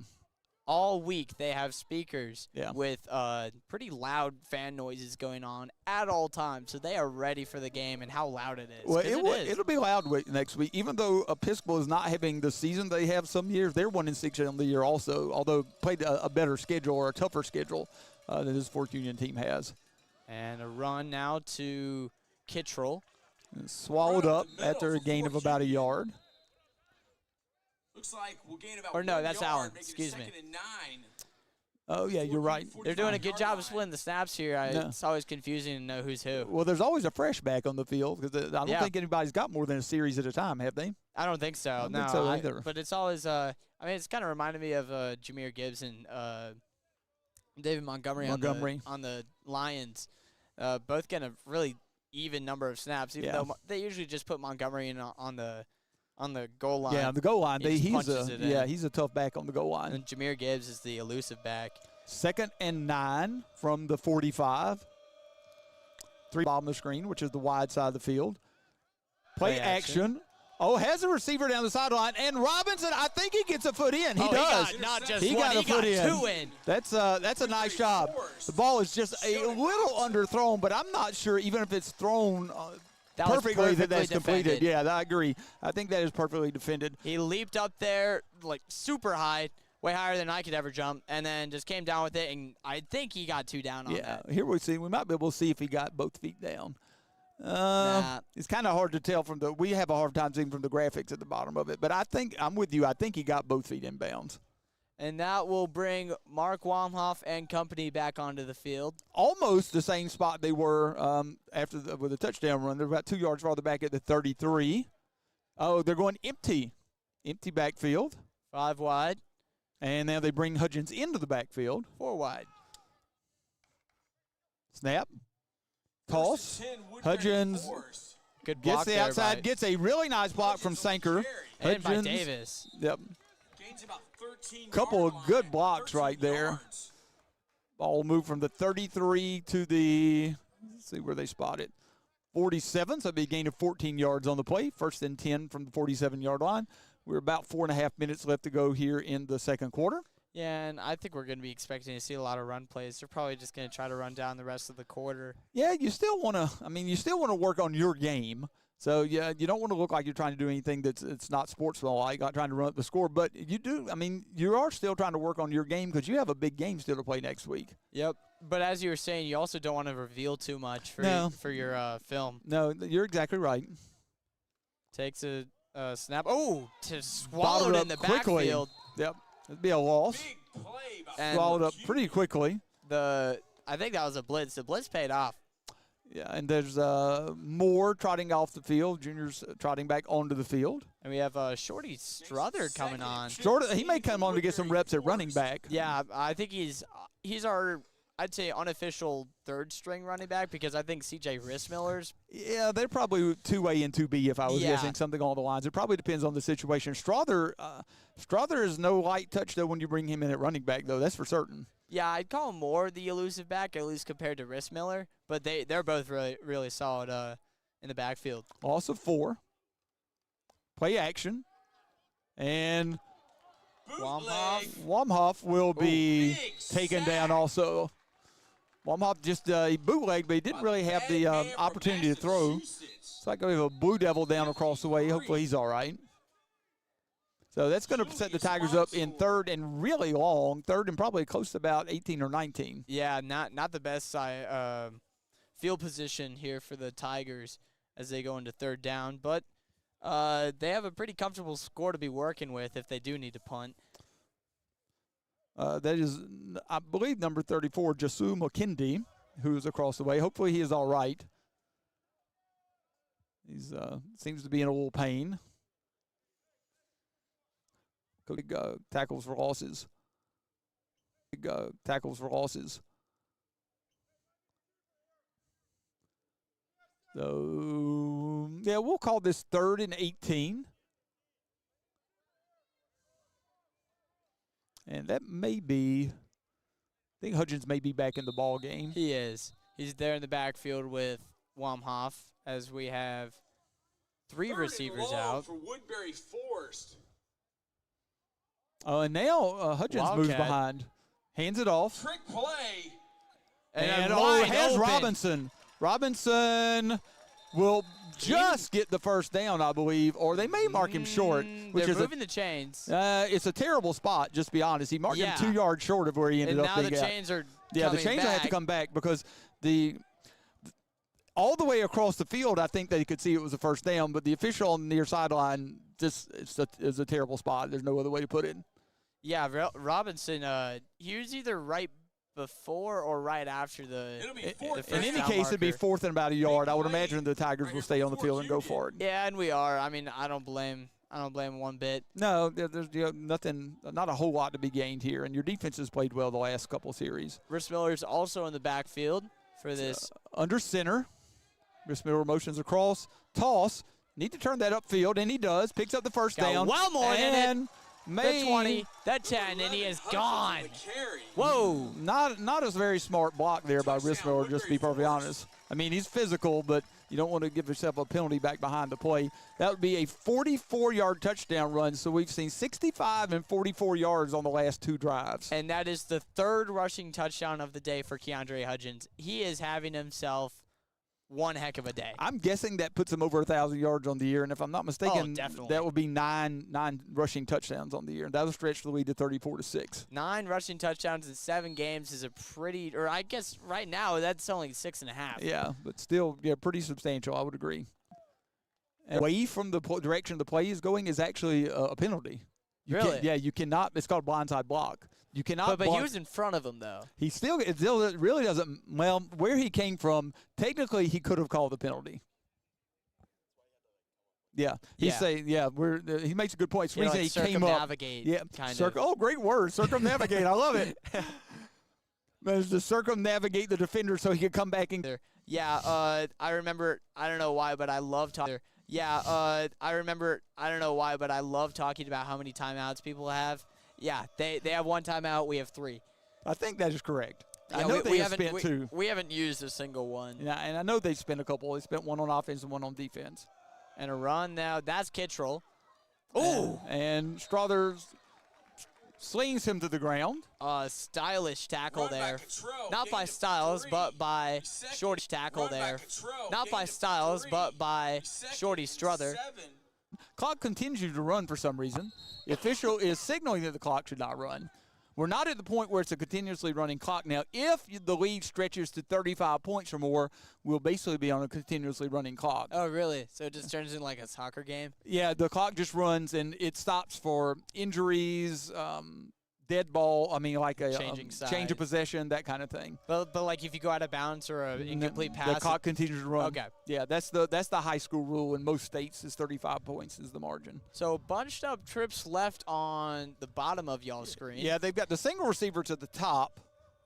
So the bunch, and it looks over, and then Ooh. Styles Harper says, Beautiful I'll tackle. take care of that. Pass complete. And he let nothing get by him there. I wonder if the Tigers would use the timeout or not. Spalding. I think they are. Timeout Woodbury.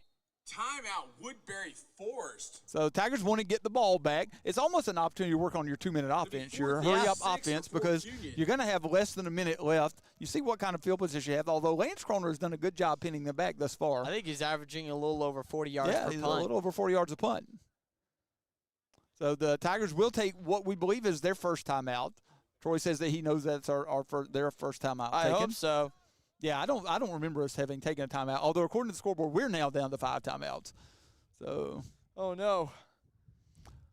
the 50 seconds exactly on the second quarter clock. It's also cool being up here with one of the Woodbury coaches. Cool seeing him giving some of the play calls. Yeah, we're up here with defensive coordinator Duke Sherrill, who's able to we're able to hear him a little bit occasionally. And, I mean, you got to give him so much credit for how this team's been doing this season. I mean, our offense has been flashy and great, but I think you got to give a good amount of our credit to the defense. No, defense has been spectacular all year. That was a really, really good Benedictine offense that came into the Forest last weekend. And holding St. Chris to 0. Yeah, and they had a couple relatively especially long touchdown receptions, but they just bottled them up most of the year. Yeah. Lance Kroner's back. Robinson goes back. Lance Kroner gets that one to turn over a little bit. Robinson calls fair catch. And it looks like he was touched on the fair catch. He's asking for a flag. Yeah, official's kind of like no harm, no foul there. I think probably if he puts that one on the ground, maybe he does get a flag. But yeah, no harm, no foul. He did muff the last punt. Yeah, he did. You're exactly right. But exactly on the 50-yard line, the Tigers will be setting up shop with 41 seconds left, and I think 2 timeouts. We're pretty sure 2 timeouts. I will trust Troy. So, yeah, right at the 50-yard line, like you said. It'd be interesting to see what the Tigers do. For the most part, the Blue Devils have been in single safety most of the time. You'd think you'd see a couple safeties back at this point at least. Yeah, it's really interesting at the beginning of the year when I was talking to I think I was talking to Sanker and Sheldon. They were telling me about their 3 safety defense, and I mean, it's been working. No, yeah. 3 safeties and 3 linebackers a lot of times. Yeah. All right, so here we go. Davis motions across. Hail Mary, pretty much. No. Zell. To be honest, just be best advised just to go down because he had the first down. You go down and the clock stops. You just want to. You're not going to loop that back inside and pick up much that's substantial. It looks like that we've got Murdoch Merlin on the field across the way. He could be a bit of a deep threat for the Tigers. I thought it was a Hail Mary, but then they had some curl routes sprinkled in there. Yeah, they're trying to run some defensive backs off. Once again, some deep routes here. Deep Looks pass deep. Has to Zell. Zell. Oh. And that's the third pass now that's been overthrown for the game. Yeah, it's not underthrowing them. No, that's important. You need to make sure if it's going to be off target, make sure it's overthrown. So a little less than 12 seconds left. Tigers, it'd be interesting to see if you throw another one downfield for the end zone, or if you try to throw something a little shorter and maybe get Ubani in field goal range, perhaps. Or just throw something short and hope for some good blocks for Keandre. I mean, he's already had 3 touchdowns on the day off of plays like that. It's interesting. It's been more than 10 years ago. About 10 years ago, though, we were playing up at Landon in a very similar situation, and we ran a draw on the last play of the first half for a touchdown from about 45 yards out. Wow. James Hewell, I still remember it, James, if you might happen to be listening in. James Hewell ran that in at Landon. Wamhoff going to run it. Nope, he's going to pass it to Leahy. Oh, Leahy breaks 2 tackles now. And still going, and he is in the end zone. To the end zone. Holy smokes. Will Leahy, folks. Holy smokes. I don't know what kind of dance moves Leahy has on the floor, but he had some dance moves on the sideline right there. Holy cow. Senior from Woodbury Forest, Virginia, makes a crucial play there for the Tigers to gain the lead. Almost as the horn blows. 4.4 seconds, if I'm not mistaken, left on the clock. Oh, and I can see the Leahy's celebrating down towards our left, over with I think that's the Wamhoffs as well. Yeah, I see them down there also. You're right. See. So both the parents celebrating both their kids' plays. And, yeah, you can see it looking for maybe a run there from Wamhoff, but then it's passed to Leahy. That one's no good. He hooked that one. Hooked that one to the left. And then breaks a tackle and then just gets around and in. So that extra point was hooked wide to the left, but that does leave a 35-point margin. Exactly. Which means we should, unless something weird happens, there's another score here in the first half, that means we should start the second half on a running clock. So a missed extra point from Ubani. That might be his first missed extra point of the year. I think it might be, and I thought he might have hooked that one to the left. So 35-point margin, and again, that does normally set the running clock.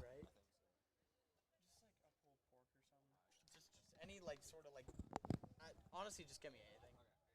Thank you. Tigers have outscored the Blue Devils 34-0 here in the second quarter after a very nip and tuck first quarter.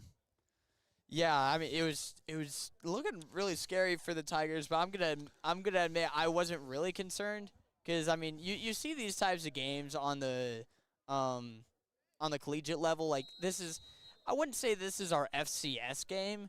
But this is kind of like just a game where you're going in with a lot of confidence. Yeah, it's a game that you know you should win. Yeah. Ubani with the boot. There's the squib kick again, knuckleball. And a good pickup there by, I think that's number 3. He's got some pretty good blocks here. He's still on his feet. And taken out of bounds. That's John Morrison, who I believe that takes him out of bounds. That will be the end of the first half. A first half that sees the Tigers up 41-6 on the scoreboard. And it was a good return there by, that was Abram. Yep.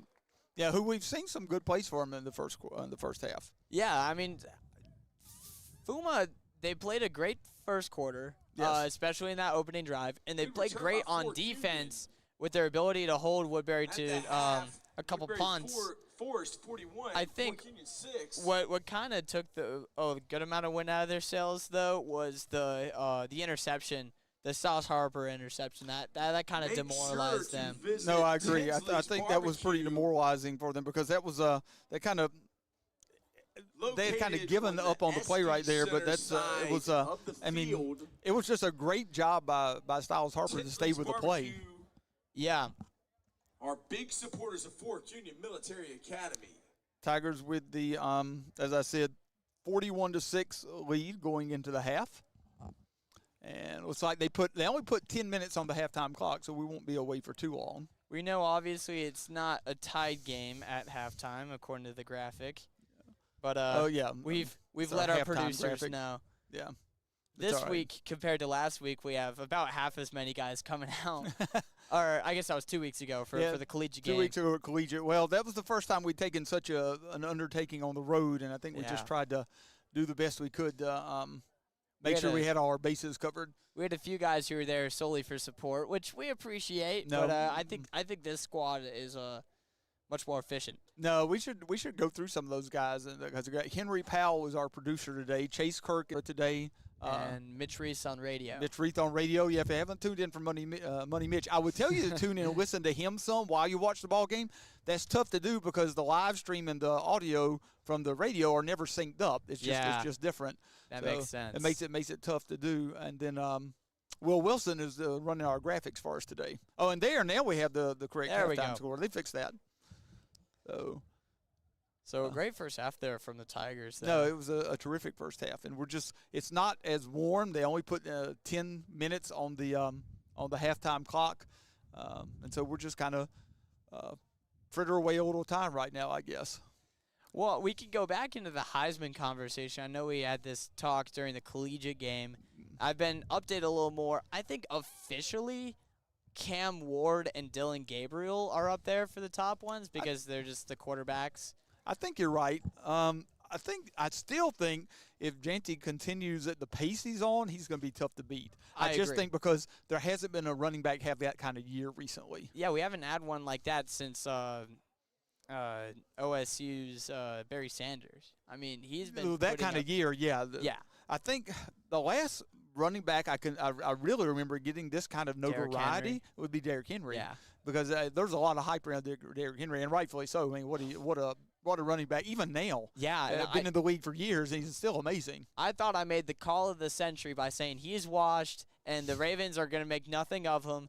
But he's a top 5 running back in the NFL right Well, now. what was it, that long touchdown run he had on Monday Night Football a couple weeks ago? He's up like 20 or 21 miles an hour or something like that. And he's- sprinting. That's amazing at that size He's to in run his- like that. He's also in his early 30s So, now. yeah, it's insane. But apparently his workout and nutrition regimen is incredible It's from gotta what I be understand. top-notch. Yeah, so he stays that is – yeah, if you ever think, I could be an NFL linebacker, yeah, well, let me see you tackle Derrick Henry. I'd like to see that. That ought to be like something that they do at the circus or the fair or something. Tackle Derrick Henry, because they could literally they could have you try to tackle a golf cart. I would Yeah, pretty imagine much. that would probably be a Pretty much. pretty similar, because I don't think you're gonna do it. Also, another running back in the NFL who you could probably appreciate, Tank Bigsby. Oh yeah, For the Jacksonville. Jaguars. Had Yep. was it 3 straight weeks where he had his career high or something like that? Yeah, Travis Etienne's been dealing with, I think it's a hamstring injury. So Bigsby's been getting a lot more snaps. Well, and they're different running backs. Bigsby, I mean, he has some speed, but boy,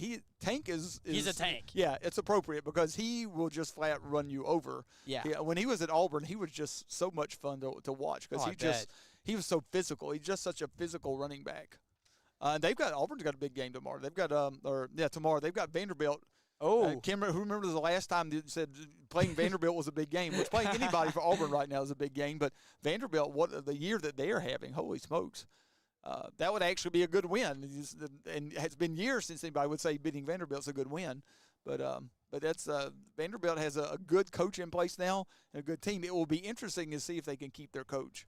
I would love to see Vanderbilt actually become a contender in the SEC. That'd just be fun to watch. I mean, I don't know that they'll ever be a contender in the SEC, but they've shown they have the ability to at least have glimpses of it. Yeah. It's going to be tough year in, year out to compete with Texas and Georgia and Tennessee and Alabama and even Florida and teams like that. Yeah. That's just going to be Texas A&M. Yeah. That's going to be, although. I mean, they're at the top of the SEC right now. Well, they are, but you keep hearing that scuttlebutt. You just hear little whispers in the background that Texas A&M may be anxious to lead the SEC. Where would they go? Big 12? Big 10. Big 10. Big 10. Ooh. Because the Big 10 would very much love a footprint in Texas. They That's don't fair. have a footprint in Texas, and Texas A&M apparently is not that thrilled that Texas was allowed in the SEC, because now Really? they've got another SEC team in Texas that they have to compete with. Huh. So I mean, you hear lots of little different things. You never know what's true and what's not. But if it's Texas A&M does lead the SEC in a couple of years, you might have heard it here first, because that is definitely something that I think there's little talks that go on in the background, perhaps. And then you just have what I would consider scary talks about like merging of the power conferences. So like Big 10 with the SEC and then Big 12 with the ACC, or intercalate those. Yeah, what would it look like if you just took the best 50 teams or so and you just said these are the teams that are playing for the Super Bowl every year, basically? That would be interesting to see what that looks like. But then teams like Vanderbilt, they'd be left out. You're right. Yeah, they probably started this year barely in the top 100 teams. You're right. Of the 142 FBS level teams, and now they're ranked. Yeah, no, you're right. That would be a team. Well, they would be left out. Army and Navy, who are having good years, would be left out. So, but it's all about money, because if you could then have a playoff that was 16 teams or something like that, and more money. Yeah, 16 out of your top 50 teams were playing or something like that, and then the other teams would be playing for a lower level of championship, which used to be the way it was at one point when you had 1A and 1AA and so forth. Yeah, it would kind of turn into soccer, or maybe you had like two different leagues, and then your bottom teams get relegated and your top teams get up to the top level. That has been discussed some as well, because you have a team that has a great year like Boise State, although Boise State's been consistently good. They have been consistently good. I mean, they were ranked third in what, 2011? They've had some years where they have been very good. You're correct. That year they beat Oklahoma was a huge win for them. That was a fun game, because the way Oklahoma, the way they beat Oklahoma in that game was so much fun. What is that play called? Statue of Liberty? Yeah, the Statue of Liberty play where they just handed it around. Yeah. Oh, they ran the hook and ladder late in the ball game to tie it up. Oh yeah. So that was but okay. So you get maybe a better example of somebody like UNLV, who every once in a while has a really good year. Not often, but occasionally they'll have a really good year. Or maybe like SMU, or have they been consistently good? No, they have been, and they've got a good coach. They have a good coach that's been there for the last few years, and they're interesting this year. They've had a couple of interesting wins. In fact, I think they maybe only have one loss on the year. Yeah, they've accustomed themselves very well to the ACC, unlike the other ACC teams like Cal and Stanford and. Well, Cal, who does it? Cal almost beat Miami. They did, and they should have beat Miami, to be perfectly honest. If you look back at that game, Cal lost that game more than Miami won it, probably, just to be perfectly honest. So, that's definitely some – it is interesting to see the way all this has kind of unfolded. Yeah, Cal, but they beat the Stott out of Oregon State or somebody the other day. They had a big win against somebody the other day. But then they lost to Florida State. Yes, true. So, that's been – and that may be Florida State's only win. It is. I think that is their only win. And they lost to Memphis, too, which Memphis is solid. Memphis is not terrible. I'll a lot give of it to people, Memphis, there are a number of people saying Memphis could get the group of five. The group of five bid into the playoffs this year. Recently, though, they haven't been looking for it. I mean, no, they haven't at this good point, recently. It's pretty much between Army and Boise State. Yeah, and because Navy got Navy's throttled last pretty week much done against after Notre that Dame. loss. Yeah, but Navy also turned the ball over 6 times. You're gonna win a ball game when you turn the ball over. Yeah. I thought Navy playing at home might have a chance to give Notre Dame a pretty good game, but you're not gonna stay in the game turning the ball over 6 times. Yeah, and I'd say MetLife's a pretty fun stadium to play at, and you can have a pretty solid home field advantage against a team like Notre Dame, who also lost to Northern Illinois. True, and now that loss doesn't look like – Northern Illinois was one of those teams that people thought, this is an okay team, but they haven't looked so hot of late either. Yeah, they kind of just got lucky in that game. But it was a crazy game. Definitely the best game in there. the history of their program. Yeah, I don't know who Notre Dame has left on their schedule this year. What other opportunities they have for losses? You never really can tell because they're an independent. Yeah, it seems. I know lots of years they played Stanford, and Stanford is not good. Yeah, Stanford is not good. Stanford's not good this year. But I also see, like, when I see posts that like rank teams in conferences, they'll always put Notre Dame in the ACC. Well, that's because they play an ACC. They play in the ACC for football. They make that commitment because they needed some sort of attachment. So their commitment is to play like 5 ACC teams a year or something like that. Yeah, but then they also play teams like Texas A&M, which is the SEC. Yeah, no, they very much want to be just their own brand, and then as being Notre Dame, they can kind of get away with it. There's also talk sometimes about how long they can continue to do that and get away with it, but I don't think it'll be much longer. I think at some point Notre Dame will have to choose, and then you'll have a big fight over which conference they join, because any conference would love to have Notre Dame join them. Any conference. They'll probably go to the Big Ten, though, just geographically. Geographically, it makes sense. Also, academically, it makes sense because they are so strong academically. And also just like the fact that the Big Ten is just crazy good this year. But for those reasons, that makes me feel like they could end up in the SEC, because I think the SEC will think like they've got their back up against the wall and they'll fight for them. It would be interesting, well, though. Then at that point, I'd say the ACC. Well, perhaps, but then if the SEC were to take Notre Dame, then I think that's where you might see Texas A&M live for the Big Ten, because then the Big Ten will probably throw some money at them and say, if you take one that should be ours, we're going to take one of yours. So, yeah, there'll be some interesting – the whole realignment thing hasn't stopped. I mean, there's no doubt. Definitely not. There's definitely some other things in the offing at some point. Well, and then you also have ACC is in trouble with Clemson, Florida State, and I think Virginia Tech are all – Well, you hear less about Clemson and Florida State during the season than we were hearing before. So I am anxious to see how that goes, because does the Big 12 really want Clemson and Florida State? And the Big 12 – And the Big Ten is not an option for either one right now, because they said they're not going to take anybody without the accreditation that the American College and University accreditation that all of the Big Ten schools have, which is a pretty big deal. Both Clemson and Florida State are geographically good for the SEC, though. Oh, but I don't think that they would take them. But I don't know. Well, Florida doesn't want Florida State for certain, because that's another Florida school within the SEC, just like Texas A&M and Texas. And South Carolina definitely does not want Clemson, because that's another SEC school in South Carolina, which is a smaller state even than Florida or Texas is. Yeah. So I don't know if Florida State or Clemson, either one were to end up in the SEC, there would have to be some give and take on some things. I don't know, because I know Florida and Clemson or South Carolina would be vehemently opposed to that, just like Texas A&M was vehemently opposed to Texas coming in. Very, very much opposed, which is one of the reasons they might consider leaving the SEC. Or how about Oklahoma coming into the SEC and just being They have not been so good. No, they have not looked that good this year. Now, they almost beat Ole Miss. They did. Last week, no, which I got to hand it to them. No, they did. They looked, but Ole Miss has not looked as good as I thought they would. They kind of fell off. They had a good start to the season, and then ever since they lost to LSU, they kind of just been on a – And Kentucky beat them. Oh, yeah, that's right. The Kentucky but they lost loss to LSU. was the big one. The LSU game I wasn't shocked about, because that's down in Baton Rouge, and that's going to be tough. That's always a tough place to play, especially at night when those Cajuns have been drinking all morning or drinking all day. So and I love you. Yes, I'm staring at one of my favorite Cajuns right here. So, but yeah, that's after you've had those Cajuns have an opportunity to drink all day, that Death Valley is a tough place to play regardless. Yep. So.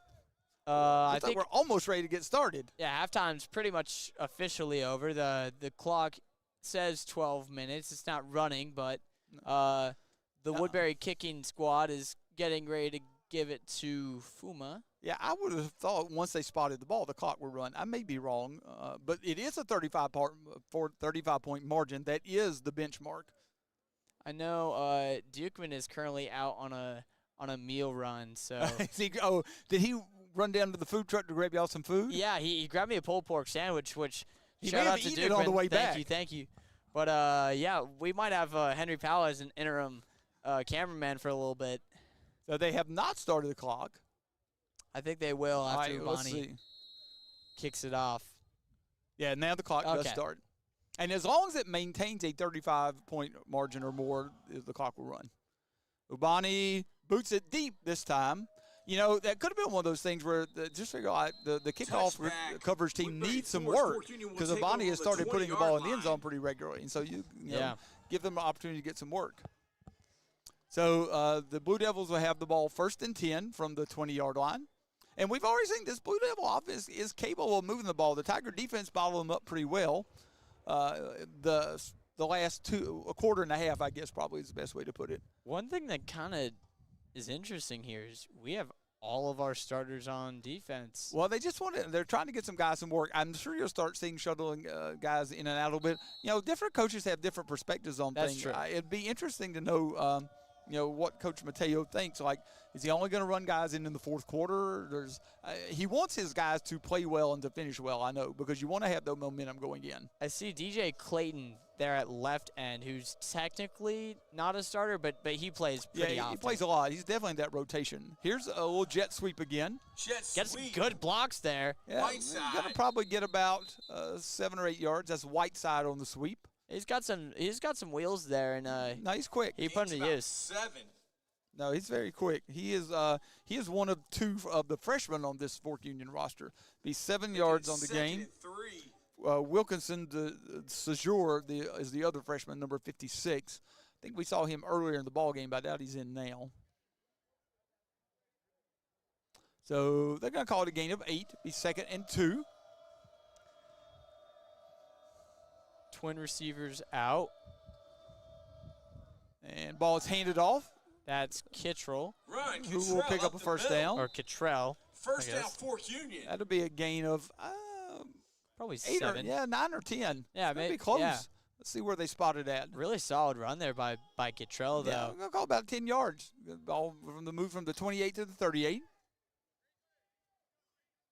Yeah, I will be interested to see what the Tigers do on offense because I wouldn't be completely shocked if we might see Phillips Blair out for a few reps on neither offense. would I. I think it'd be a good idea because, heaven forbid, if there is an injury during the game, And he we needs to already be know he warm. can play. Yeah, of course. We know he can play. He's capable, and it's tough to play your backup quarterback, though, because you certainly don't want to get him injured. Yeah, of course not. I don't know who our third string is. A quick pass now to Kittrell, Completion and he's going to to Cottrell. make a broken play. He's going to fix it. Another 10.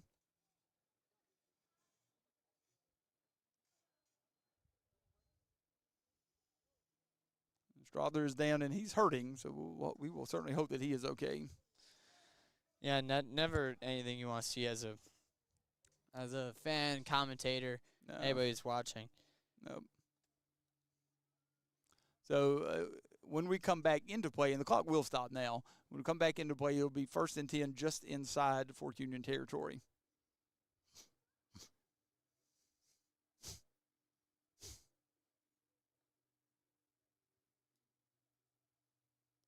Tigers with a 41-6 lead. We're just under the 9-minute mark here in the third quarter. Again, that is Strother that's down on the play. Both teams have taken a knee.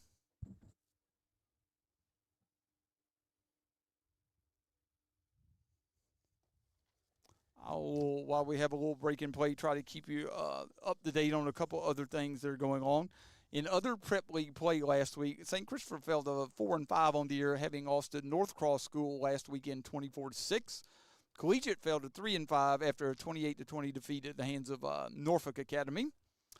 St. Chris and Collegiate are actually playing tonight in Richmond, and that is under the lights at St. Christopher's, who installed lights recently. Yeah, we were over there for their one of the night games last year. And yeah, you know, good games can go down under the lights in Richmond. Yeah, no, definitely. And from what we saw, St. Christopher's is a better team, but anytime you get two arch rivals together, you never know what's going to happen. Well, it also just depends on whether or not their quarterback's back in and their running back. Yeah, that makes a difference, if they get either one of them back. Strother's up, which is good to see. He's going to limp off the field, but it is good to see that he's managed to get up. Trinity Episcopal, they're 4-2 on the year. They've only played 6 games, just as Woodbury's only played 6 games. They were idle last weekend, as their from what I saw on the online, it looks like their foe just kind of tapped out and then opted not to play last week. looking back on teams that Woodbury played earlier in the year, Flint Hill, they're 1-7 after a 10-6 loss to Merritt. St. Mary's Riken, who we know is a really good team, they're 6-2 after they beat St.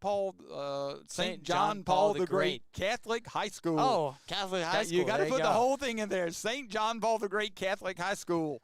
They beat them 49-0 last weekend. Oh, wow. Yeah. Episcopal fell to 1-6 on the year after losing to Landon 21-18 last weekend. Episcopal is hosting Georgetown Prep tomorrow. Ooh, that should be a good game. Yeah, then Georgetown Prep, who we saw the Tigers did not get to play them after they opted not to travel because of weather. Hurricane Helene really did a number on us. Tigers will take a timeout.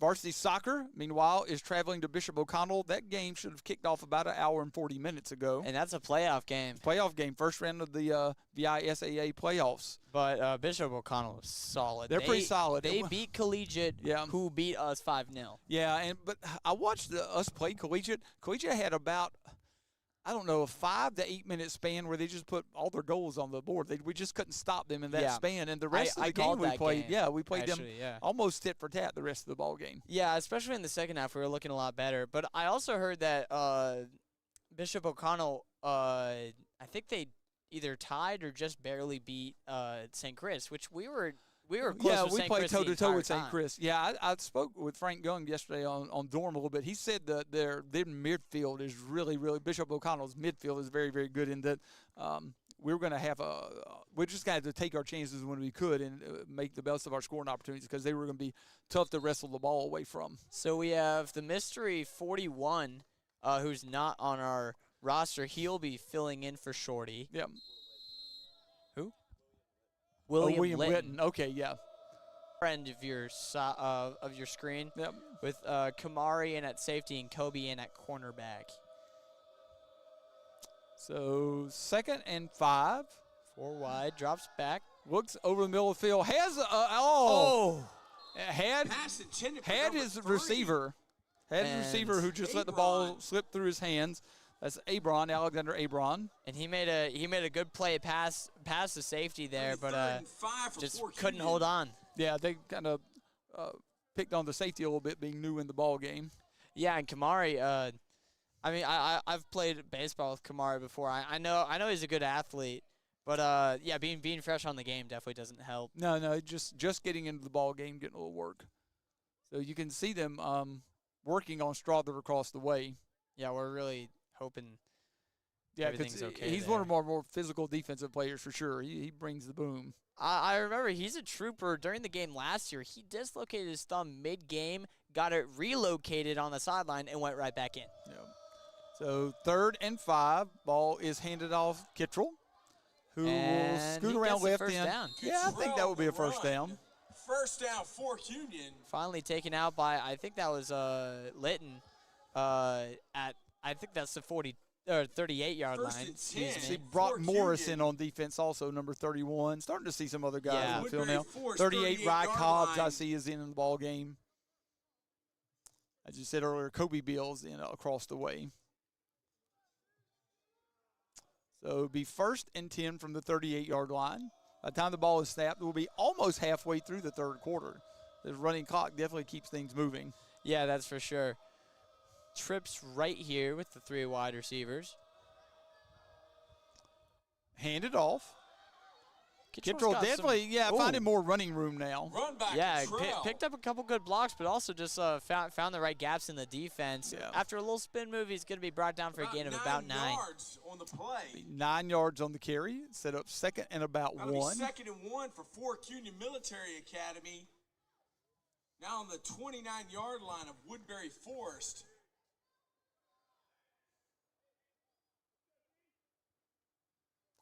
Second and 1, ball spotted at the 29. Fork Union really in no hurry to get in and out of the huddle. Now, I've noticed they stopped running their 25-second play clock after they kind of had that issue on the extra point. Oh, yeah. A couple quarters ago. Trips left now. Drops back. Looking deep. Deep pass to 3, and it's beautiful breakdown there by number 28, Anish Roy. Nice job. Good coverage by Anish Roy right there. Anish was all over that pass. Anish Roy. I got to appreciate that. 28's my number. 28, it's Parker Sambun Song checking in on the defensive line now. 31 for Fork Union. Good time to take a shot downfield there. Actually, you could take a shot downfield here also because if you don't make it, it's 4th and 1. Yeah, it's 3rd and 1 right now. Punch it in.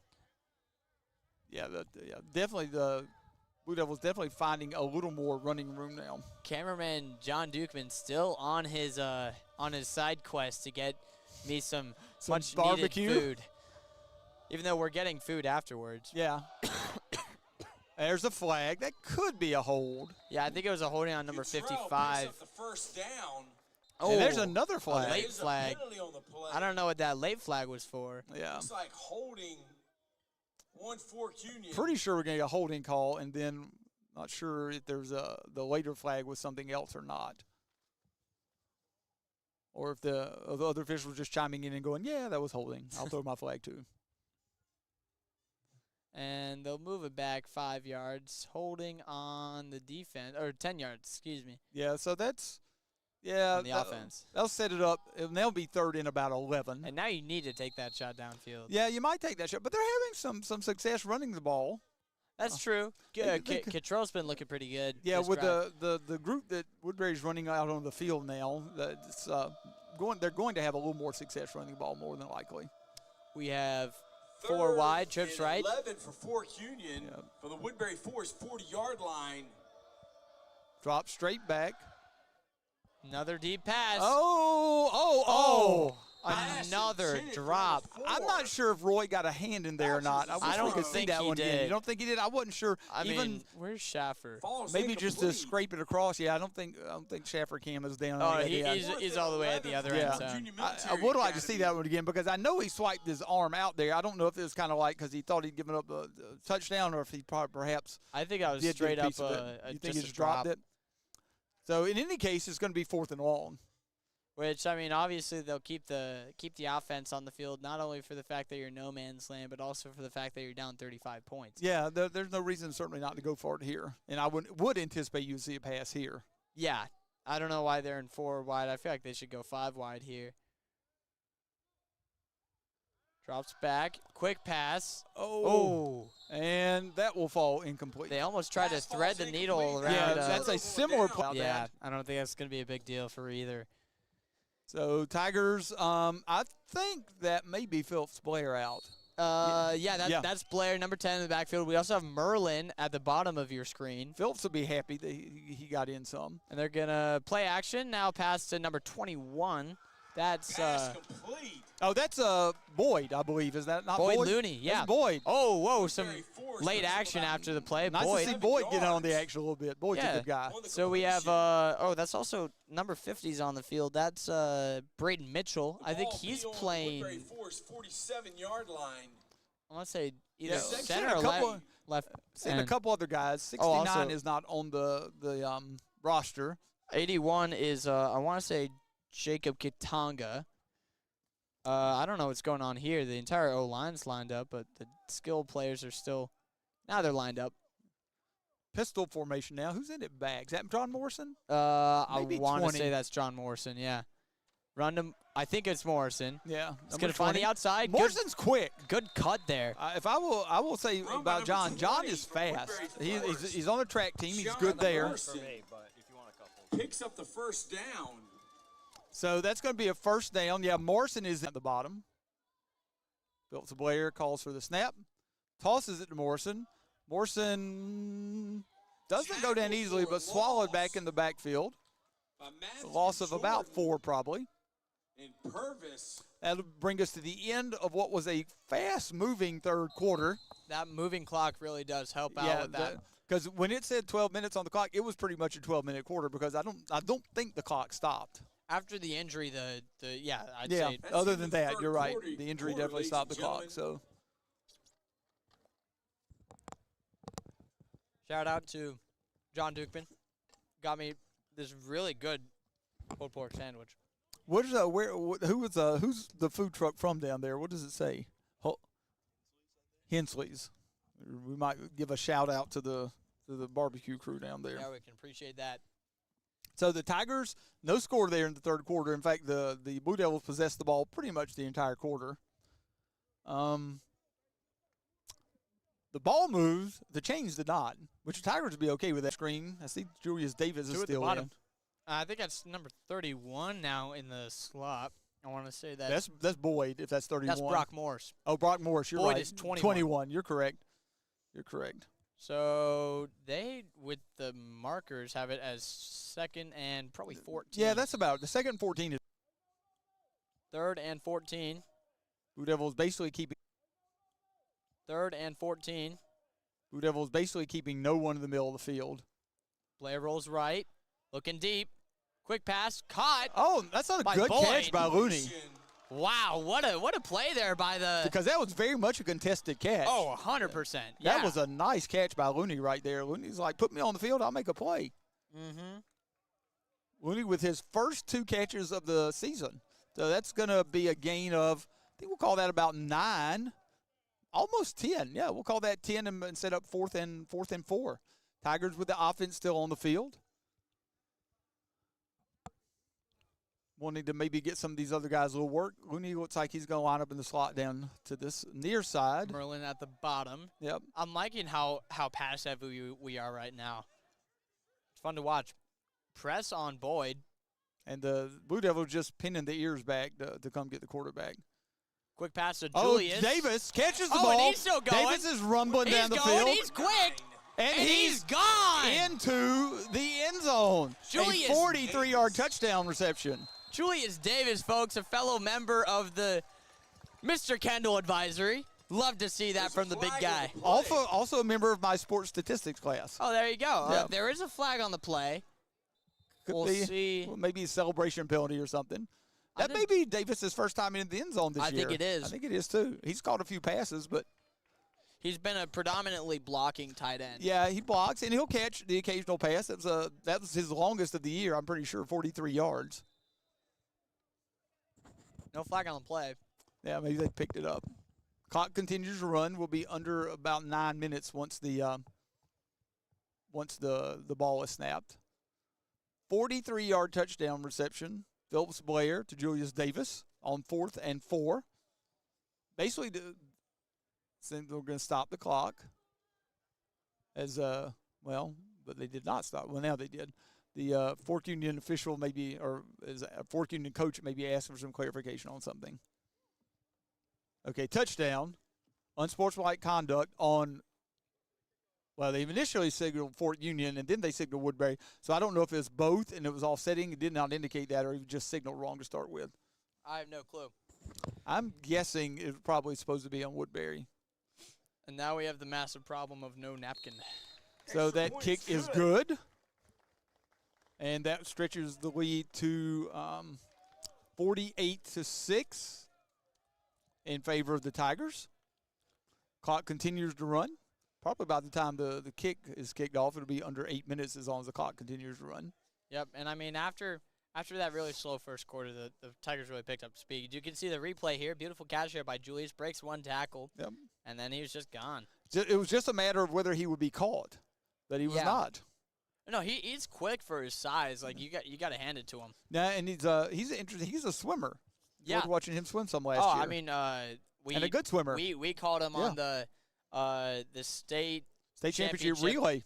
Yeah. 200-meter relay. He was their backstroke, I want to say. Yeah, I think you're right. Yeah, he's quick. Yeah, we had him on backstroke. Ayrton was our breaststroke. Yep. I don't know why I call it breath.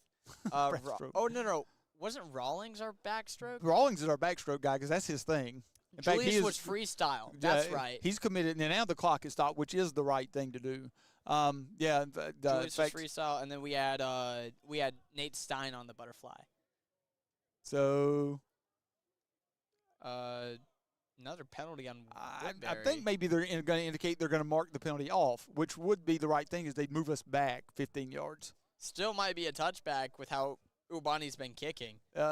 If he kicked it into the end zone from here, that would be. Oh, I thought that'd be 5 yards back. No, 5 yards he could manage. I don't think he'll manage 15. We'll see. Oh, 15. Yes, 15 yards. So he's kicking off from the 25. But the returners are still pretty far back. They're placing themselves at about the 15. And we have the kick hard here from the Tigers. 17. I don't think I've. Oh, no, that's Charlie Matthews. Yeah, we've seen Charlie in a little bit. Yeah, he's on kickoff. Caught by number 3. Looking for a good return here. And has a sideline. And now he's got a Big blocker. return by Ubani Ubani's blocked. forces him back to the middle. And that's a He house will call. go Yep, that's all the way back. Touchdown. That's for 85 Cuny yards Military back to the Academy. house for the touchdown. And Fuma starts to pick at the lead now. Yeah, that will definitely not make Coach Jackson Mateo happy. Yeah, I can see him with the arms crossed, looking down on the sideline. But it was a good return. It was set up Oh, it well. was. He had this near sideline. Ubani had the did a blocker. good job to kind of force him back, but he could not. Yeah, maybe if Ubani was able to force him Cuny towards lines the up middle for of a the field two-point more, he could have been conversion. caught up with, but just couldn't. But a house call chips at the already pretty big Woodbury lead. They might go for 2 again. We'll see. So see how they line up. And they flip it over to number 3, who is, I think. I think he's kept out of the end zone. We'll see. There's been no indication yet.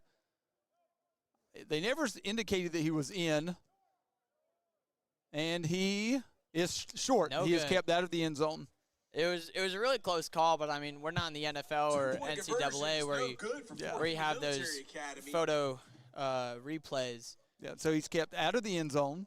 And With so 8 that keeps minutes the and lead 18 at 48-12, which is seconds left. important, to be honest, because it keeps it at a 36-point margin. 2-point conversion would have made it 34, and the clock would have had to operate by normal rules. I don't think Fort Union Military Fork Union Academy really would need 12. that. No, I don't think Fort Union really wants Woodbury to exert itself a lot again. Not much of a need. And Woodbury would be happy just to get out of Dodge, to be honest. I think I'm seeing. I want to say that Shorty walking on the sideline. Yeah, I saw that he was up off of the table back there, so I thought that was good. So the fact he's able to walk without any, or maybe has a little bit of help, I can't tell, but that's promising. Yeah, we certainly won't speculate about any of that Of because I don't want to know. Yeah, I don't want to. First of all, it was kind of difficult to tell exactly what exactly even was injured. Yeah. So Looks like we have. Is that? that's Blair? Morrison. Morrison's back deep to return. Oh, okay. I saw a 0 and I thought that was 10. Yeah, we've seen Morrison back to return a few kickoffs this year.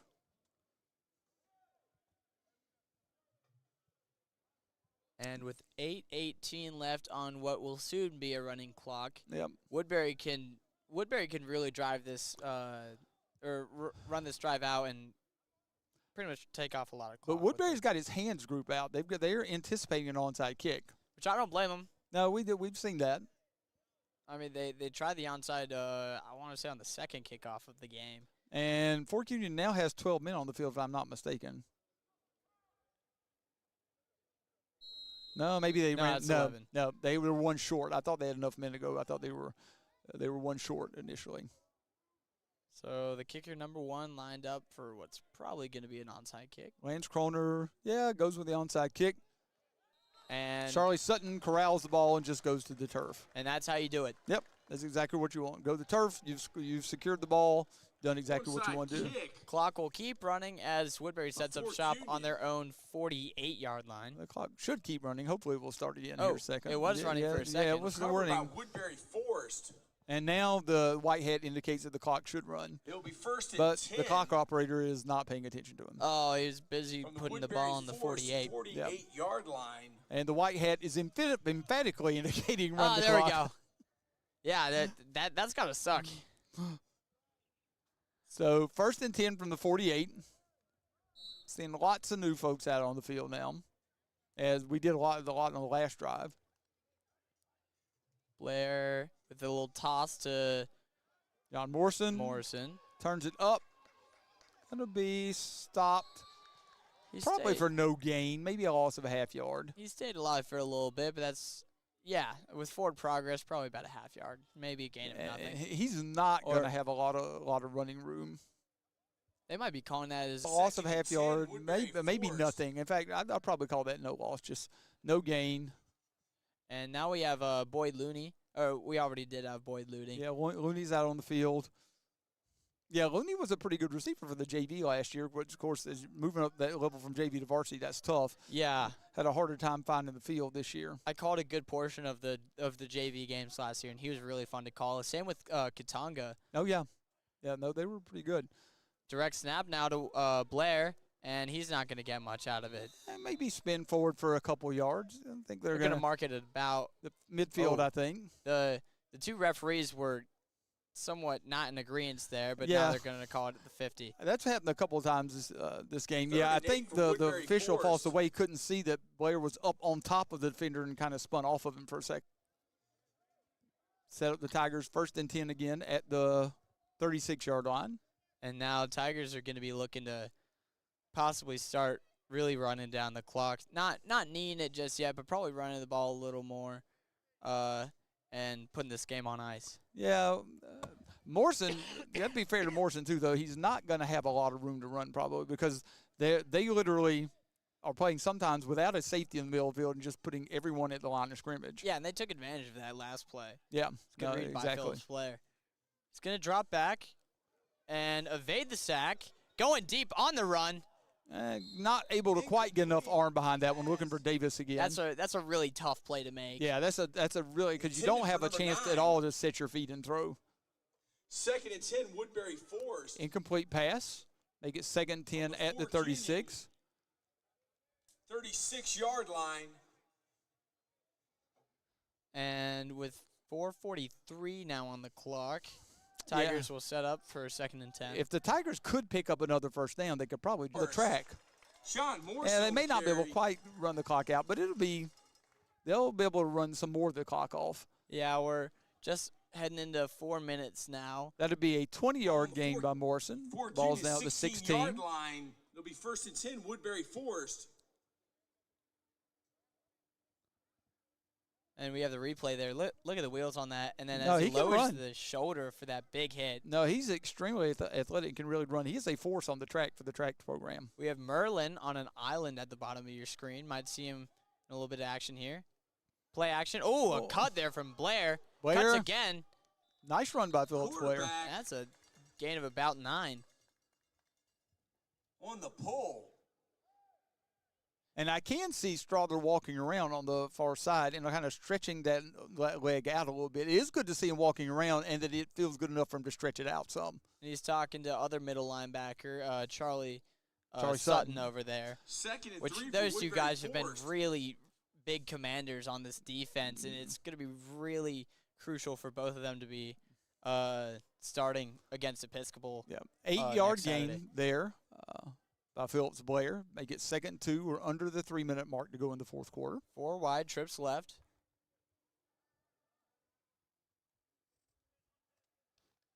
Man in motion.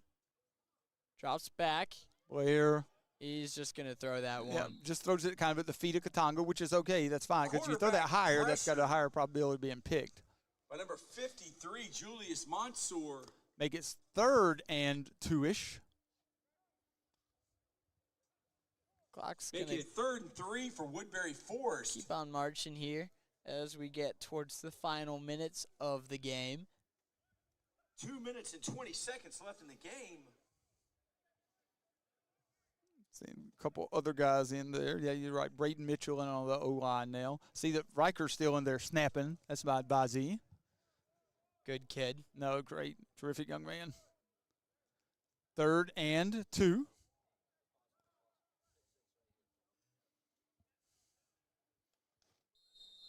And for a hard count. delay a game, I believe. Well, I mean, Delay a they game. Delay can't game see will the mar- play clock. Well, Well, mark Woodbury the yeah, it's Forest. kind of hard to and they're not even on the clock anymore. So that'll move us back 5 yards, make it 3rd and That'll 7. make it 3rd and 6. So yeah, you can't even they're not they stopped running the 25-second clock earlier because they weren't keeping it well. 3rd, yeah, I'll call that 3rd and 7. Seconds left in the fourth quarter. Might change what you call though. Let's see. Phillips Blair tucks it, runs around the right side, out of Quarterback number bounds, 10, probably for maybe a yard gain or so. Phillips Blair scrambles.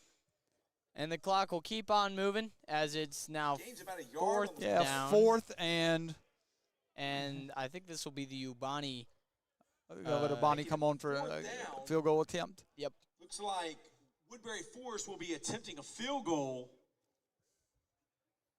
First field goal attempt of the day for either team. Yeah, I haven't seen. In fact, we haven't even seen Fork Union kick an extra point. Oh, yeah, you're right. They've gone for 2. 2 missed 2-point conversions. Be a 30-yard attempt. Snap, hold, kick up. Kick is Good. true. It is good. Field goal is good. Stretches the lead to 51-12. And that will most likely be the final score of the game as the clock is stopped. We saw a kick return for a touchdown. I thought they would keep the clock running. That's why I said that. No, if it's change of possession, they are supposed to stop the clock. We have seen sometimes this game where that has not been the case. That's kind of why I assumed Yeah. that. But that's fair. Yeah. So It's supposed to stop on change of possession. another kickoff from Ubani after getting the field goal. He's been having a great day. Besides one missed extra point, he's what is that? 6 for 7 on extra points, and then And 1 for 1 on a field goal. on field goals. And how long was that? About a That was 30. Yeah, 30 yarder. it was marked right at the 20. So All right, 30 so yards. that would make him have 8 So- points in fantasy. Oh, yeah. I mean, he's put some points on the board today. It's pretty good. I mean, honestly, fantasy kickers get the most points when your team goes for lots of field goals. You got lots of field goal attempts. Yeah.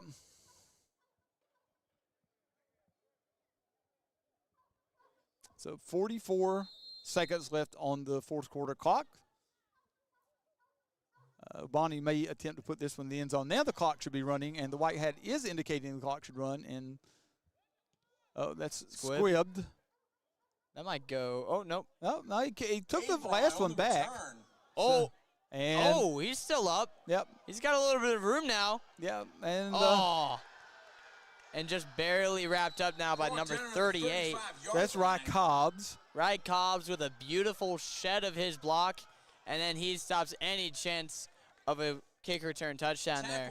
I think Edwards Terumians was also in there on the tackle, if I'm not mistaken. Terumians. Oh, they're giving it to Edwards. Yeah, it must have been a collective effort. Yeah, Rye Cobbs was on the tackle, but Terumians was in there. The season, if Yeah. that came out right. Clock should be running. Is Uh, not. But ball's handed off. I believe that might be a new back. That I know it's not Kittrell because Kittrell's I right saw there. Kittrell. I don't see Allen. That's Allen. Oh, is that Allen? Oh, wait. Okay.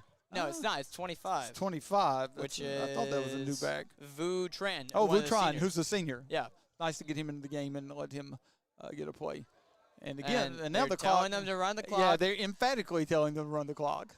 And they just might let it expire on this. I'm not sure. I think Fort Union will try to get a playoff. And They probably did. throw it down the field. So. And a Hail Mary type play as 11's going to get a big hit there from number 19. That's Kyle Alberry, isn't it? That's Yeah, Kyle that's Alberry who Kyle. get that tackle. To And what a way to end the game there. Yeah. That's the ball game, ladies and gentlemen. Thank you. 51-12 will be the final score here in Fork Union Military Academy. Yep, the Tigers. Programs, Fork Union Military Academy. If you get out of it and Strother is okay, you've done exactly what you want. You got to win. Yeah. Because your goals are come over here and to play well, to win, to play well, and get out healthy. Those are your goals. That's what you want to do. Hopefully, that Shorty Strother is okay and we'll be able to get out of here healthy also. All right. Well, that was pretty much what we expected after watching film. We thought that's probably pretty much the way the ball game would end up unfolding. Yeah. We've come to the point where we need to pick our man of the match, or who would you chalk up for your man of the match? I'm stuck in between two, and I feel like you might take the one that I don't take. Well, I'd be interested to see what you think. But honestly, I just got to go with the obvious one. I got to go with Keandre. Yeah, Keandre, it's tough not to take Keandre. I was thinking. I mean, actually, I'll say who I was thinking. Who else you were thinking? Keandre, I thought was the obvious one. There aren't a whole lot that stand out. Just like this one just stands out to me. Keandre's the one that really stood out. Is like he was an obviously. I was looking for somebody that might make sense. That was like.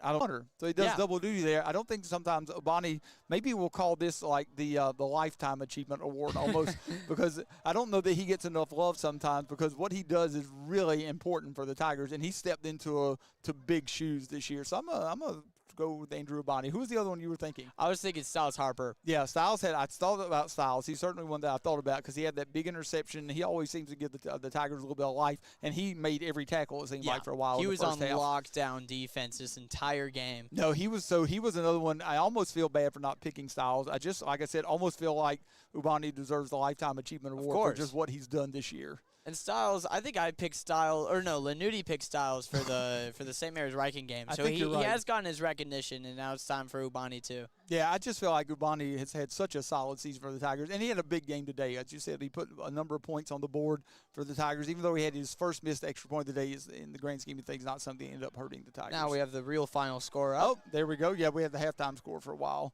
So the Tigers, let's see, they would outscore them 10 to 6 in the second half. That would be the final score on what was a pretty quickly moving second half. Yeah, I mean the second quarter was the big one for the Tigers as they put up. They put up 34 points that quarter. Yeah, 34 points, whereas they only scored one touchdown in the first and fourth quarters, and then field goal to end things off. So next weekend we'll be up in Alexandria. WFSPN unfortunately won't be up there. We would love to be broadcasting that thing, but unfortunately the home team has exclusive broadcast rights for the game, the 123rd playing of the game. So we'll be up in Alexandria at 1 p.m.